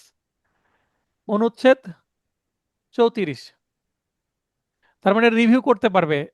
আচ্ছা, রিভিউয়ের বিধান কি সিপিসিতে আছে না সিআরপিসিতে আছে? কি বলতে পারবেন? স্যার, সিপিসি এবং প্রশ্নটা আবার সিআরপিসি, বলেন। সিপিসি এবং সিআরপিসিতে আমরা পড়লাম না আপিল করা যায়, রিভিশন করা যায়, রিভিউ করা যায়। হ্যাঁ, দেওয়ান ভাই, দেওয়ান জি। ভাই বলেন সিআরপিসিতে রিভিউ করা যায়? রিভিউ, দেওয়ান ভাইয়ের মাইক অন হয় না, এর আগেও ট্রাই করেছেন, লাভ হচ্ছে না। হ্যালো, আসসালামু আলাইকুম স্যার। ওয়ালাইকুম আসসালাম, বলেন কোনো ইয়াস স্যার ভাই। সিভিল মামলায়, মামলা, কোনো ক্রিমিনাল সিভিল মামলায় সিআরপিসির কোন বিধান অনুসারে রিভিউ করা যায় বলেন? স্যার রিভিউ তো স্যার ক্রিমিনাল মামলা করা যায় না, আমি যতটুকু জানি। আমি জানি সিভিল মামলাতে করা যায়। হ্যাঁ, কারণ ফৌজদারি মামলার ক্ষেত্রে সিআরপিসিতে কোনো রিভিউয়ের বিধানই নাই। ইভেন অন্য না কোনো স্যার। ক্রিমিনাল যে ল, যৌতুক আইন, মাদকদ্রব্য নিয়ন্ত্রণ আইন, নারী ও শিশু নির্যাতন দমন আইন, যতগুলো ক্রিমিনাল মামলার আইন আছে কোনো জায়গাতেই রিভিউয়ের বিধান নাই। তাহলে কোথায় আছে? সিপিসিতে আছে, সিভিল আছে না? মামলা। সিপিসির 114 ধারায় আছে না হ্যাঁ স্যার। রিভিউয়ের বিধান? তাহলে সিপিসি কি সিভিল? তাহলে বোঝা যাচ্ছে এই অভিযোগটা কি সিভিল নেচারের। হ্যাঁ। তাহলে এখানে হবে কি বাদী বিবাদী বা দরখাস্তকারী প্রতিপক্ষ, এরকম ফরম্যাট হবে। তাহলে রিভিউ সংক্ষিপ্ত পক্ষ, যদি প্রতিপক্ষ অ্যাডভোকেটকে অব্যাহতি দেওয়া হয় তাহলে বাদী যে দরখাস্তকারী সে মন খারাপ করবে, সে এটা রিভিউ করতে বলবে যে না স্যার আপনারা ভুল করলেন, এনাকে ছেড়ে দিলেন, আবার একটু দেখেন সাজা দেওয়া যায় কিনা, অন্তত 1 মাসের জন্য সাসপেন্ড করেন, রিভিউ করতে বললো। অথবা যদি 1 মাসের বা 2 মাসের বা 1 বছরের সাসপেন্ড করলো, এবার অ্যাডভোকেটের মন খারাপ হলো, সংক্ষুব্ধ হলেন তিনি, এগ্রিভড হলেন, তিনি এবার রিভিউ করার আবেদন করতে পারেন। বুঝতে পারলেন? জি। এবার রিভিউ কাজ হলো না, তাহলে কি করার বিধান আছে? আপিলের বিধান আছে। কোথায়? ট্রাইব্যুনালের আদেশের বিরুদ্ধে কত দিনের মধ্যে? 90 দিনের মধ্যে। তাহলে 90 তামাদের মেয়াদ কত দিন? 90 দিন। কোথায় বলা আছে? 90 দিন। অনুচ্ছেদ 36-এ বলা আছে, তামাদি আইনে নাই। কোথায় আছে? এখানে আছে, এখানে। হাইকোর্ট বিভাগে, এবং হাইকোর্টের আদেশই চূড়ান্ত হবে। তার মানে হাইকোর্টে যে সিদ্ধান্ত আসবে এর বিরুদ্ধে অ্যাপিলেট ডিভিশনে যাওয়ার সুযোগ নাই। ক্লিয়ার হলো? স্যার, চূড়ান্ত, স্যার চূড়ান্ত আমার মানে একটা ফাইনাল। প্রশ্ন ছিল। অবশ্যই বলেন। স্যার এই যে 51 নাম্বার, একজন তালিকাভুক্ত অ্যাডভোকেটের মধ্যে হতে মনোনীত, এই একজন অ্যাডভোকেট যে হবে স্যার, এটা কি স্যার আমাদের যে 14 জন নির্বাচিত সদস্য ওদের মধ্যে থেকে একজন? এটা নিয়ে তো দারুণ উদাহরণ দিলাম। প্রথমে কি বললাম? প্রথমে বললাম 2 জন বার কাউন্সিলের সদস্যদের মধ্য থেকে নির্বাচিত। তিনি তার মানে স্যার এটা কি 14 অ্যাটর্নি জনের জেনারেল মধ্যে তো দুইজন? সদস্য হতে পারবে না, তিনি বাদ। 14 জন হ্যাঁ। থাকলো, এই 14 জনের মধ্যে 2 জনকে নিবে, কিন্তু নির্বাচিত হ্যাঁ স্যার করবে, এটা তারা ওই নিজেরা নিজেদের মধ্যে নির্বাচিত হবে। ওকে, এটা গেল। তাহলে বাকি থাকলো কি? বাকি একজন। থাকলো হচ্ছে ভিন্ন কালার ইউজ করি, একজন তালিকাভুক্ত অ্যাডভোকেট এর মধ্য থেকে মনোনীত। হ্যাঁ, মনোনীত মানে সিলেকশন দেওয়া, ইনি তিনি নির্বাচিত না। বাংলাদেশের লক্ষ লক্ষ অ্যাডভোকেট আছে, তার মধ্যে আমিও একজন, আমাকেও নিতে হ্যাঁ, পারে, যে advocate Shahidul Islam from Rajshahi bar. হ্যাঁ। আপনি লার্নেট চলে ও, আসেন, ট্রাইব্যুনালের সদস্য হতে হবে। কি এটা বুঝলেন? এটা এটা স্যার কে, এটা স্যার কে ডাকবে স্যার? বার কাউন্সিল আপনাকে কে নিজেই ডাকবে? ডাকবে, বার কাউন্সিলের সভাপতি ডাকবে, attorney general. Attorney general sir ডাকবে, কারণ তিনি তো পুরো বার ও, কাউন্সিলের সভাপতি। ঠিক আছে? অথবা ওই আচ্ছা। ট্রাইব্যুনালের যিনি সভাপতি তিনি ডাকবেন। ঠিক আছে? অথবা আমি যে একটু লব ইন করলাম রাজনীতিক। এটা রাজনৈতিক ব্যাকগ্রাউন্ড দেখে স্যার। হ্যাঁ, তো এগুলো কি আমাদের এখন আলোচনার বিষয়? কি দেখে কি দেখে না, কে ডাকবে, এগুলো কি আলোচনার বিষয় বলেন? না স্যার, না স্যার, আমিও রাজনীতি এত পছন্দ করি না। আপনার কিন্তু মধ্যে এই কিন্তু গুণটা আপনি আছে আপনি যার কারণে রাজ- আমি আপনার এত আমি ভালোবাসি। রাজনীতি পছন্দ করি না, রাজনীতি বুঝি তাই বলছি। কথা প্রসঙ্গে আসছে, তো আপনি যখন বলবেন কে ডাকবে, তার মানে এটা রাজনৈতিক কথা হয়ে গেল, রাজনীতিক ইন্টারেস্ট। হ্যাঁ স্যার। আপনার এই স্যার কৌতূহল ভালো, কিন্তু এই পরীক্ষার আগ মুহূর্তে এসে এই কৌতূহল আলোচনার বিষয় না এটা। ঠিক আছে। ক্লাসটা অনেক লেন্দি হয়ে যায় স্যার। হ্যাঁ, আমি আচ্ছা ঠিক আছে একান্ন স্যার, আপনি একান্ন কন্টিনিউ বিষয়টা করুন। কিন্তু খুব ভালোভাবে বুঝিয়েছিলাম। আপনি ওই সময় হয় ক্লাসে ছিলেন না, নাহলে অমনোযোগী ছিলেন। মনোযোগ দেন, হ্যাঁ ঠিক স্যার। আছে। হ্যাঁ স্যার। আবার আমি 2টা ভিডিও শেয়ার করেছিলাম, সেই ভিডিওতেও কিন্তু এইভাবে বোঝানো আছে যে ক্লাসে প্রবেশের পূর্বে ভিডিও 2টা দেখবেন, অনুরোধ করা ছিল। বার স্যার আমি কাউন্সিলকে একটা ভিডিও দেখছি। স্বীকৃতি প্রদান করে, বার কাউন্সিলকে সে কে স্বীকৃতি, বার অ্যাসোসিয়েশনকে। বাংলাদেশে 81টা বার অ্যাসোসিয়েশন আছে, 64 জেলা 81টা বার অ্যাসোসিয়েশন। কোন কোন এলাকায় আবার উপজেলা পর্যায়ে বার অ্যাসোসিয়েশন আছে, তাদেরকে বলা হয় চৌকি বার অ্যাসোসিয়েশন। নাম শুনে থাকবেন, চৌকি বার উপজেলা পর্যায়ে থাকে।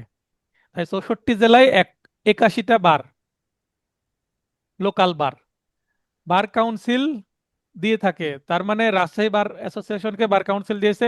এখন রাজশাহীর যে উপজেলা আছে, বাগমারা একটা উপজেলা আছে, বড় উপজেলা, এবং বাগমারা হচ্ছে এই, পার্লামেন্টের একটা উপজেলা নিয়ে একটা আসন। কিন্তু আমার নিজস্ব যে উপজেলা সেটা হচ্ছে পুঠিয়া উপজেলা। তো পুঠিয়া এবং দুর্গাপুর 2টা উপজেলা নিয়ে একটা পার্লামেন্ট আসন, এটা হচ্ছে 6 নম্বর আসন। আর বাগমারা পুরো উপজেলা নিয়ে একটা আসন। তো তারা আবেদন যদি করে যে আমাদের একটা চৌকিবার দেন উপজেলা পর্যায়ে, ঠিক আছে, সেক্ষেত্রে সিভিল জজের ওখানে কোর্ট বসতে পারে, ঠিক আছে। তো তখন এই যে 64 জেলায় 64টির বেশি বার হয়ে যাবে। এই যে যে কোনো চৌকি বার হোক বা মেন যে বার, নতুন একটা জেলার সৃষ্টি হলো মনে করেন, ঠিক আছে, নতুন একটা যদি জেলার সৃষ্টি হয়, এই জেলায় যদি নতুন একটা জেলা বার অ্যাসোসিয়েশন তৈরি করতে হয়, তাহলে বাংলাদেশ বার কাউন্সিল বরাবর আবেদন করতে হবে। বাংলাদেশ বার কাউন্সিল যাচাই বাছাই করে দেখবে দেওয়া যায় কিনা। তখন বাংলাদেশ বার কাউন্সিল অ্যাপ্রুভ করলে তখন একটা লোকাল বার অ্যাসোসিয়েশন হিসেবে যাত্রা শুরু করবে কোনো সমিতি। এটা বাংলাদেশ বার কাউন্সিলকে ক্ষমতা দেওয়া হয়েছে কত অনুচ্ছেদ অনুসারে? 39। খুবই গুরুত্বপূর্ণ, আসতে 39। পারে। সরকারের পূর্ব অনুমতি সাপেক্ষে বার কাউন্সিল বিধি প্রণয়ন করতে পারবে। বার কাউন্সিল যদি বিধি প্রণয়ন না করে ঘুমিয়ে থাকে, তাহলে সরকার আবার করে দিবে। অনুচ্ছেদ 40। আরেকটা জিনিস খুবই খুবই গুরুত্বপূর্ণ, অ্যাডভোকেট না হয়ে আইন পেশা প্র্যাকটিস করলে 6 মাসের কারাদণ্ড, অনুচ্ছেদ 41 এটা আসে। আচ্ছা, অ্যাডভোকেট হ্যাঁ, না হয়েও আইন পেশা প্র্যাকটিস করলে একটা প্রচলিত নাম আছে, কে বলতে পারবেন তাদেরকে কি বলে? টাউট। টাউট। হ্যাঁ, তাও টাউট স্যার টাউট বাটপার। বলে না? যখন ধরা পড়ে জি তখন স্যার, টাউট। তখন বুকের উপরে আমি টাউট বলে কি করে, ছবি কিছুদিন আগে তুলে এক মহিলা এক ছবি তুলে ভাইরাল করে দেয়, তাই না? মান সম্মান শেষ হয়ে যায়। একেবারে শেষ। তো এই তাদেরকে যদি পুলিশে দেওয়া হয় 6 মাসের জেল হতে পারে, ঠিক আছে, তাদের নামে মামলা হয়ে। তাই এটা লাল কালি দিলাম, খুব খারাপ জিনিস। এরপর আমাদের আর তো অনুচ্ছেদ শেষ, দিলে হয় না। বিধিতে চলে যাচ্ছে। চেয়ারম্যান কর্তৃক বার কাউন্সিলের নির্বাচনী তফসিল প্রকাশ করতে হবে অনুষ্ঠিত নির্বাচনের কমপক্ষে 45 দিন পূর্বে। এটা বিধি 3-এ বলা হচ্ছে। বিধি মানে the legal practitioners and bar council order, the Bangladesh legal practitioners and bar council order. তো আমরা শেষ করলাম, এখন হলো বাংলাদেশ বার কাউন্সিল রুলস। 101টি বিধি রুলস। আছে, তার মধ্যে 3 নম্বর বিধি অনুসারে 3 নম্বর রুলে কি বলা হয়েছে, এই কথা যে 45 দিন পূর্বে শিডিউল বা তফসিল দিতে হবে। অলরেডি তফসিল দিয়েছিল, সেটা স্থগিত হয়ে গেছে 19 তারিখে, মানে আগামীকালকে ভোট হওয়ার কথা ছিল, আর হলো না। নির্বাচনের প্রস্তাব জমা দেওয়া। এখন আমি যদি নির্বাচন করতে চাই, তাহলে আমাকে কি করতে হবে? মনোনয়ন ফর্ম নিতে হবে, তাই না? এটাকে বলা হচ্ছে প্রস্তাব প্রস্তাব জমা, এবং প্রস্তাব যাচাই বাছাইয়ের মধ্যে 7 দিনের বিরতি থাকবে। তার মানে আমি প্রস্তাব দিলাম, আমি অ্যাডভোকেট কিনা, আমি আমার কাগজপত্রগুলো দেখবে, যাচাই করে অ্যাপ্রুভ করবে নাহলে রিজেক্ট করবে। তার মানে 7 দিন সময় নিবে এগুলো দেখতে। আবার প্রস্তাব যাচাই বাছাই ও ভোট গ্রহণের মধ্যে 14 দিনের কি থাকবে, বিরতি থাকবে। এই 14 দিন কি, এই যে নির্বাচনী ক্যাম্পেইন বা প্রচারের জন্য সময় দিতে হবে। আজকে যাচাই বাছাই শেষ হলো, কালকেই নির্বাচন, আমি প্রচার করব কখন? আমি যে নির্বাচনে দাঁড়াইছি আমার বন্ধু বান্ধবকে জানাতে হবে না, পরিচিত মানুষদেরকে? বুঝতে পারেননি? তাহলে দুই জি, সপ্তাহ সময় প্রচারের জন্য। আবার নির্বাচনের ফলাফল ঘোষণা এবং নির্বাচন সংক্রান্ত অভিযোগ পেশ গঠনের মধ্যে 7 দিনের বিরতি থাকবে। নির্বাচনের ফলাফল দিল, কেউ বললো এই নির্বাচন আমি মানি না, লিখিত অভিযোগ দিতে চাচ্ছে, তাহলে 7 দিনের মধ্যে দেওয়া যাবে। তার মানে নির্বাচন মানি না অভিযোগ। বৈধতা চ্যালেঞ্জ, নির্বাচন সংক্রান্ত অভিযোগ গঠন, তাহলে নির্বাচন যেমন অ্যাডভোকেটের বিরুদ্ধে ট্রাইব্যুনাল গঠন হচ্ছে, নির্বাচন সংক্রান্ত কি হবে, অভিযোগ গঠন হবে। অভিযোগ গঠন। এবং তা প্রথমবারের মতো আমলে নেওয়া বা গ্রহণ করবে, যেমন মামলা আমলে নেই ম্যাজিস্ট্রেট, সেরকম করার মধ্যে 7 দিনের বিরতি থাকবে। তাহলে আমলে নিবে, নেওয়ার পরে শুনানির জন্য নেক্সট যে ডেট পড়বে 7 দিন সময় দিতে হবে। কারণ কার বিরুদ্ধে কি হলো এগুলো তো প্রচার বা তার কাছে সমন যেতে হবে, চিঠি যেতে হবে, নোটিশ যেতে হবে। এটা পুরোটা কি বিধি 3। একটু আগে বিধি 3, তাহলে বিধি 3 কি নির্বাচন সংক্রান্ত, তাই না? হ্যাঁ। আরো জি, একটা বিধি পড়বো নির্বাচন সংক্রান্ত। নির্বাচনের সময় সমগ্র দেশের বার অ্যাসোসিয়েশন সমূহকে 7টি গ্রুপে ভাগ করা হবে। কেন? ওই গ্রুপ ভিত্তিক নির্বাচন করার জন্য। বিধি 4-এ বলা হচ্ছে নির্বাচনে অংশগ্রহণের জন্য মনোনয়ন ফি কত? 1000 টাকা, মাত্র 1000 টাকা ফি দিলেই নির্বাচন করা যায়। বিধি এত 5-এ কম? বলা হচ্ছে ফলাফল ঘোষণার 30 দিনের মধ্যে নির্বাচনের বৈধতা বিষয়ে অভিযোগ করে লিখিত অভিযোগ করা যাবে। ফি কত লাগবে? 1000 টাকা। বিধি 20, নির্বাচন ট্রাইব্যুনালের সদস্য কতজন হবেন? 3 জন। বার কাউন্সিলের সদস্য, বার কাউন্সিল ট্রাইব্যুনালেরও 3 জন, নির্বাচন ট্রাইব্যুনালেরও 3 জন। এটা মিল আছে, তাই না? জি, আশা করি নির্বাচন নিয়ে কাহিনী শেষ হলো। এরপর আরেকটা, বার কাউন্সিল কমিটির মেয়াদ শুরুর হওয়ার 1 মাসের মধ্যে সচিব প্রথম সভা আহ্বান করবেন। বিধি 28-এ বলা হচ্ছে। তার মানে নির্বাচন হলো, মনে করেন যে মে মাসে, তারপরে জুন মাস সারা বছর ঘুমিয়ে থাকলেও জুলাই মাসের 1 তারিখে অবশ্যই সচিব বলবে যে আসেন, আপনারা নির্বাচিত হয়েছেন, ঘোরাফেরা তো হলো, এবার বসেন, সভা করেন, মিটিং করেন, কাজকাম করেন। বুঝতে পারেননি? মিটিং না হলে পরীক্ষা কবে হবে, ফলাফল কবে দেবে, এগুলো তো সিদ্ধান্ত আসবে না। জি। তাহলে প্রথম সভাকে কে ডাকবে? সচিব। আর অন্যান্য দ্বিতীয় থেকে যতগুলো সভা হবে সেটাকে বলা হচ্ছে জেনারেল মিটিং বা সাধারণ সভা। বার কাউন্সিল চেয়ারম্যান কর্তৃক আহ্বান করবেন সভাপতি, তার মানে কি অ্যাটর্নি জেনারেল স্যার। এটা বিধি 29, 28, 29 কাছাকাছি আছে। অ্যাডভোকেটের বিরুদ্ধে দাখিলকৃত অভিযোগের সাথে ফি জমা দিতে হবে, এটা বিধির মধ্যে আছে। হ্যাঁ, জরিমানা তাকে দিতে হবে মিথ্যা অভিযোগ করলে 500 টাকা, সেটা আছে হচ্ছে অনুচ্ছেদের মধ্যে। আর এইটা আছে হচ্ছে কোথায়? বিধি 41 A-তে পরে যুক্ত করা হয়েছে। তো দুইটা দুই জায়গায় আছে। আমি ওখানেও এটা দিয়েছি যেন একই বিষয় আপনাদের মনে রাখতে সুবিধা হয়। জি, ট্রাইব্যুনাল অভিযোগ প্রাপ্তির 21 দিন পর শুনানির দিন ধার্য করবে। 45 বিধিতে বলা হচ্ছে। তার মানে অভিযোগ করার পরে সমন যাবে অ্যাডভোকেটের কাছে, বিষয়টা নিয়ে আনুষ্ঠানিক শুনানি শুরু হবে, 21 দিনের গ্যাপ দিতে হবে মিনিমাম। শিক্ষানবিশ গ্রহণ করতে একজন অ্যাডভোকেটকে 10 বছর আইন পেশায় নিয়োজিত থাকতে হবে। এটা বিধি 60-এর উপবিধি 1-এ বলা হচ্ছে যে এই যে আপনি একজন সিনিয়রের স্বাক্ষর লাগে, সিনিয়রের সাথে চুক্তি করতে হয়। তো এমন সিনিয়র হতে হলে মিনিমাম 10 বছরের কি হতে হবে, প্র্যাকটিস থাকতে হবে। তার মানে লাইসেন্স পাওয়ার পর লাইসেন্সের বয়স 10 বছর হতে হবে। পিপুলেজ ডায়েরিতে আপনাদের যে ডায়েরি, হ্যাঁ, যেমন এরকম, এটা আমার হচ্ছে অ্যাডভোকেট ডায়েরি। এখানে কি থাকে এটা 26 সালের তারিখ দেওয়া থাকে, হ্যাঁ। তারিখ অনুসারে আমরা মামলা কবে কি সেটা রাখি। কিন্তু আপনাদের যে ডায়েরি, সেটা কিন্তু অ্যাডভোকেট ডায়েরি না বা কেস ডায়েরিও না, সেটাকে বলা হবে পিপুইলেস ডায়েরি, শিক্ষানবিশ ডায়েরি। তো এই ডায়েরি কিন্তু ওই জি তারিখ স্যার। তারিখ সহ ডায়েরি না, এরকমই কাভার দেখতে এরকমই হবে, কিন্তু সেটা ভিতরে তারিখ থাকবে না, নোটবুক। ঠিক আছে? তো সেখানে ঠিক ভাইবার আছে। সময় আপনাকে 5টি দেওয়ানি ও 5টি ফৌজদারি মামলা ওই ডায়েরিতে লিখতে হয়, যে আমি এই 5টি দেওয়ানি এবং ফৌজদারি মামলা আমার সিনিয়রের সাথে থেকেছিলাম, আমি দেখেছি কিভাবে মামলা করতে হয়, মোটামুটি আমি শিখে গেছি।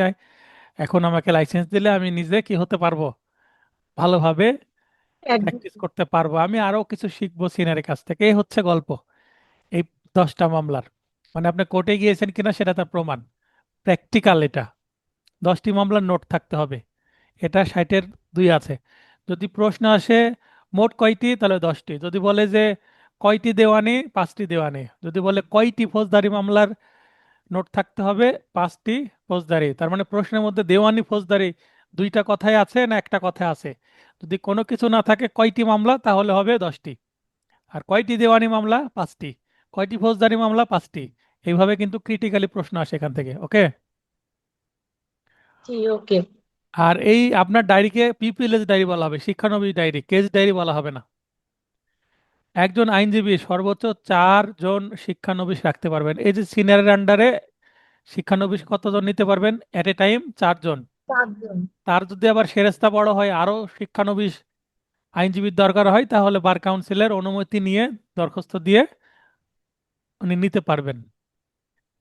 আইনজীবী হিসেবে তালিকাভুক্তির আবেদনপত্রে যদি আবেদনকারী প্রার্থী, মানে যে ফর্ম ফিল আপ হচ্ছে, এই ফর্ম ফিল আপে যদি কেউ মিথ্যা তথ্য দেয়, তাহলে সে 5 বছরের জন্য আর পরীক্ষা দিতে পারবে না, তার মানে অযোগ্য হয়ে যাবে। এটাও কিন্তু একটা অযোগ্যতা। 27-এ যেমন অযোগ্যতা দেখলাম, সাসপেন্ড হলে, ডিসমিস হয়ে গেলে 2 বছর, আর কনভিক্টেড হলে 5 বছর। আর এখানে মিথ্যা তথ্য দিলে ফর্ম ফিল আপের সময় কি হবে? 5 বছর। 5 বছর। ধরা পড়ার পরে তখন আর 5 বছর পরীক্ষা দিতে পারবে না। একজন আইনজীবীর বার সমিতি পরিবর্তনের আবেদন কি? মানে যেমন আমি রাজশাহী বাইরে প্র্যাকটিস করছি, আমি যদি মনে করি রাজশাহীতে প্র্যাকটিস করবো না, চলে যাব ঢাকায়। তো ঢাকা লোকাল যে বার আছে, জেলা বার আছে, ঢাকা মহানগর বার আছে, তা আমি মনে করেন ঢাকা একটা মহানগর বারের সদস্য হলাম, পরে হাইকোর্টেও প্র্যাকটিস করবো, এরকম পরিকল্পনা চলে গেলাম। তাহলে এই যে রাজশাহী থেকে ঢাকা যেতে, বা কেউ মনে করেন যে চাঁপাই নবাবগঞ্জ আছে, সে চাঁপাই থেকে রাজশাহীতে আসবে, বা রাজশাহী থেকে নওগাঁ যাবে নিজ এলাকায়, বা ঢাকা থেকে নিজ এলাকা নাটোরে আসবে, তো কয় টাকা ফি পরিবর্তনে দিতে হবে? 1000 টাকা। ঠিক আছে? 1000 টাকা। এটা 62-র ঠিক আছে। 3-এ বলা হচ্ছে। 3। তাহলে এতক্ষণ পর্যন্ত যতগুলো ফি দেখলাম, ততগুলো সবগুলো 1000 টাকা। লক্ষ্য করেছেন কি? হ্যাঁ স্যার। মানে সকল ফি 1000, তাই না? সকল ফি কিন্তু 1000। কিন্তু আপনাদের ফর্ম ফিল আপের ফি কত? বেশি। বেশি। এটাও 1000 করা উচিত, তাই না? হ্যাঁ স্যার, কিন্তু করবে না।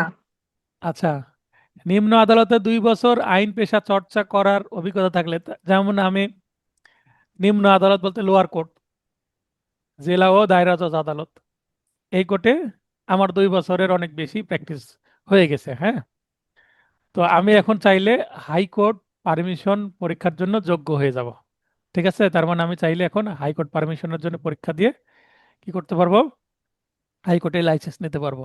আমি এখনো পর্যন্ত হাইকোর্টে একবারও পরীক্ষা দিইনি। কেন? আপনাদের এই কোচিং করাতে গিয়ে আমার টাইম শেষ। বুঝতে পেরেছেন?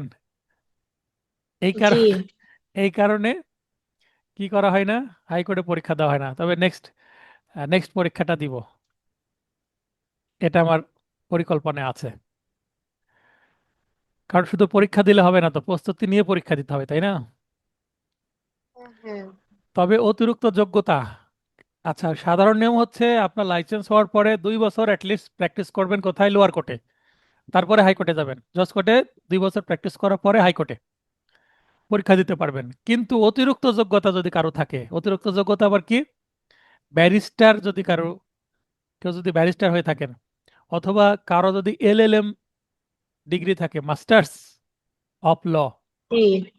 মাস্টার্স অফ লস যদি কারো থাকে, সেক্ষেত্রে তার আর 2 বছর না, 2 বছরের পরিবর্তে 1 বছরের অভিজ্ঞতা লাগবে। বুঝতে পেরেছেন? মাস্টার্স থাকলে 1 বছর পরে পরীক্ষা দেওয়া যায়। এটা বিধি জি 65 এতে বলা হয়েছে। তার মানে এটা হাইকোর্টে জি পরীক্ষা দেওয়ার অতিরিক্ত যোগ্যতা। আচ্ছা, আরো কিছু কমিটি আছে, আমরা বিভিন্ন কমিটি দেখলাম। তার মধ্যে law reform committee, human rights and legal aid committee, house committee, relief committee, role and publication committee. Role and publication বলতে ওই যে এনরোলমেন্ট কমিটির পরে যখন একজন অ্যাডভোকেট পাশ করবে ভাইভাতে, তখন সে অ্যাডভোকেট হয়ে গেল, তখন তার যে রোল নম্বর মেনটেন করা, এই কাজগুলো এই রোল অ্যান্ড পাবলিকেশন কমিটি করবে। বুঝতে পেরেছেন? জি complain and vigilance committee. Complain and vigilance committee, bar কাউন্সিলের কোনো অ্যাডভোকেটের বিরুদ্ধে যদি কমপ্লেন করা হয়, তাহলে এই কমিটি সমূহের কি যাবে, এই কমপ্লেন অ্যান্ড ভিজিলেন্স কমিটিতে অ্যাডভোকেটের বিরুদ্ধে অভিযোগটা কেস যাবে। হবে। যাওয়ার পরে সেখানে অনুসন্ধান হবে। অনুসন্ধান হওয়ার পরে ট্রাইব্যুনালে বিচার হবে। ট্রাইব্যুনালে বিচার হওয়ার পর যদি সাজা হয়, সেই সাজা কার্যকর করবে কিনা এটা সিদ্ধান্ত নেবে আবার নির্বাহী কমিটি। বুঝতে পেরেছেন? মানে সকল ক্ষমতার উৎস কি? নির্বাহী কমিটি। ভাই একজন হাত কমিটি। হ্যাঁ, একজন হাত উত্তোলন করেছেন, আমি এই মুহূর্তে তাকে মাইক অনের সুযোগ দিচ্ছি। আপনার স্ক্রিনে একটা লেখা আসবে, সেখানে টাচ করলে মাইক অন হবে। হ্যাঁ, টাচ করেন।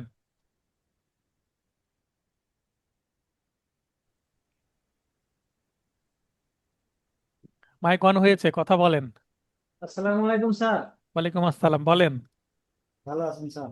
হ্যাঁ, স্যার এখানে একটা শব্দতে আমি কি ভুল শুনতেছি নাকি, যেমন কমপ্লেইন এন্ড ভিজিলেন্স কমিটি, হ্যাঁ। কিন্তু এখানে কি মানে ভিজিলেন্স মতো শুনলাম স্যার, এটা কি আচ্ছা, এটা এটা ভিজিলেন্সই ভিজিলেন্সই হবে হবে। না? কি ভিজিলেন্স, স্যার? হ্যাঁ, এখানে ইয়ে আছে, ভ আছে, ভিজিলেন্সই হবে। ও আচ্ছা আচ্ছা, যদি আমি সেটাই যে বানানটা কি ঠিক আছে কিনা নাকি শুনতে ভুল বানান শুনলাম ঠিক সেজন্য আছে। তো এই ধরনের ভিজিলেন্স। এগুলো উচ্চারণে, এই যে 3 রাত হলে ঘুমাইনি আপনাদের নোট, তো চোখের সামনে এক দেখছি, পড়ছে হয়তো বা আরেক, মানে ও আচ্ছা মাথাতেও কাজ আচ্ছা আচ্ছা করছে না, এরকম হতে পারে। তো এই ধরনের আচ্ছা সহযোগিতা করতে চাইলে এই আপনি গ্রুপে দিয়ে দিবেন যে স্যার এই শব্দটা একটা ছিল আরেকটা বললেন। যেমন এই মুহূর্তে আমার 1 মিনিট নষ্ট হলো আচ্ছা আপনাদের। আচ্ছা, দুঃখিত আপনার স্যার, দুঃখিত। না না, দুঃখ প্রকাশের কিছু নেই, এটা হচ্ছে নির্দেশনা। ঠিক আছে? জি স্যার। আর আপনি তো দেখতেই পাচ্ছেন, এখন যদি আপনার মনে হয় যে স্যার বললো এক, লেখা আছে আরেক, আহ, তো এটাই স্যার, এটাই এটাই এটা ভেরিফাই করার জন্য মেসেজ দিবেন খুব সুন্দর হয়ে, তাই না? জি স্যার। ঠিক আছে। Thank you sir. আচ্ছা, আমি ক্লাস শেষ করে সবারকে শেষে কথা বলার সুযোগ দিব, না হলে আরো 40 মিনিটে ক্লাস শেষ হবে না, একটা পার হয়ে যাবে না। তাহলে এটা ভিজিলেন্স কমিটি। এই কমিটি সমূহের প্রতিটির সদস্য সংখ্যা কত? 5 জন। তার মানে এই কমিটির নাম দিয়ে যদি বলে সদস্য সংখ্যা কত, সবগুলোরই প্রত্যেকটির 5টি করে সদস্য। এটা বিধি 75 এতে আছে। প্রতিটি অভিযোগ কমপ্লেন অ্যান্ড ভিজিলেন্স কমিটিতে জমা হবে এবং অনুসন্ধান শেষে ব্যবস্থা গ্রহণ করবে আবার নির্বাহী কমিটি। 75 বি, হুম যেটা একটু আগে বললাম।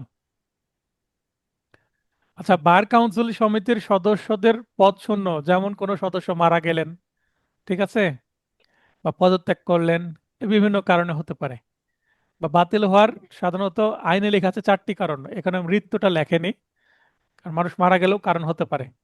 পদত্যাগ, বা তাকে যদি ডিসমিস করা হয়, অপসারণ, অন্যায় করেছে বার কাউন্সিলের, তাকে অ্যাডভোকেটই রাখলো না, রিমুভ করে দেওয়া হলো, তাহলে সে বার কাউন্সিলের তো সদস্যও থাকবে না, তাই না, যদি লাইসেন্স জি না স্যার। থাকে।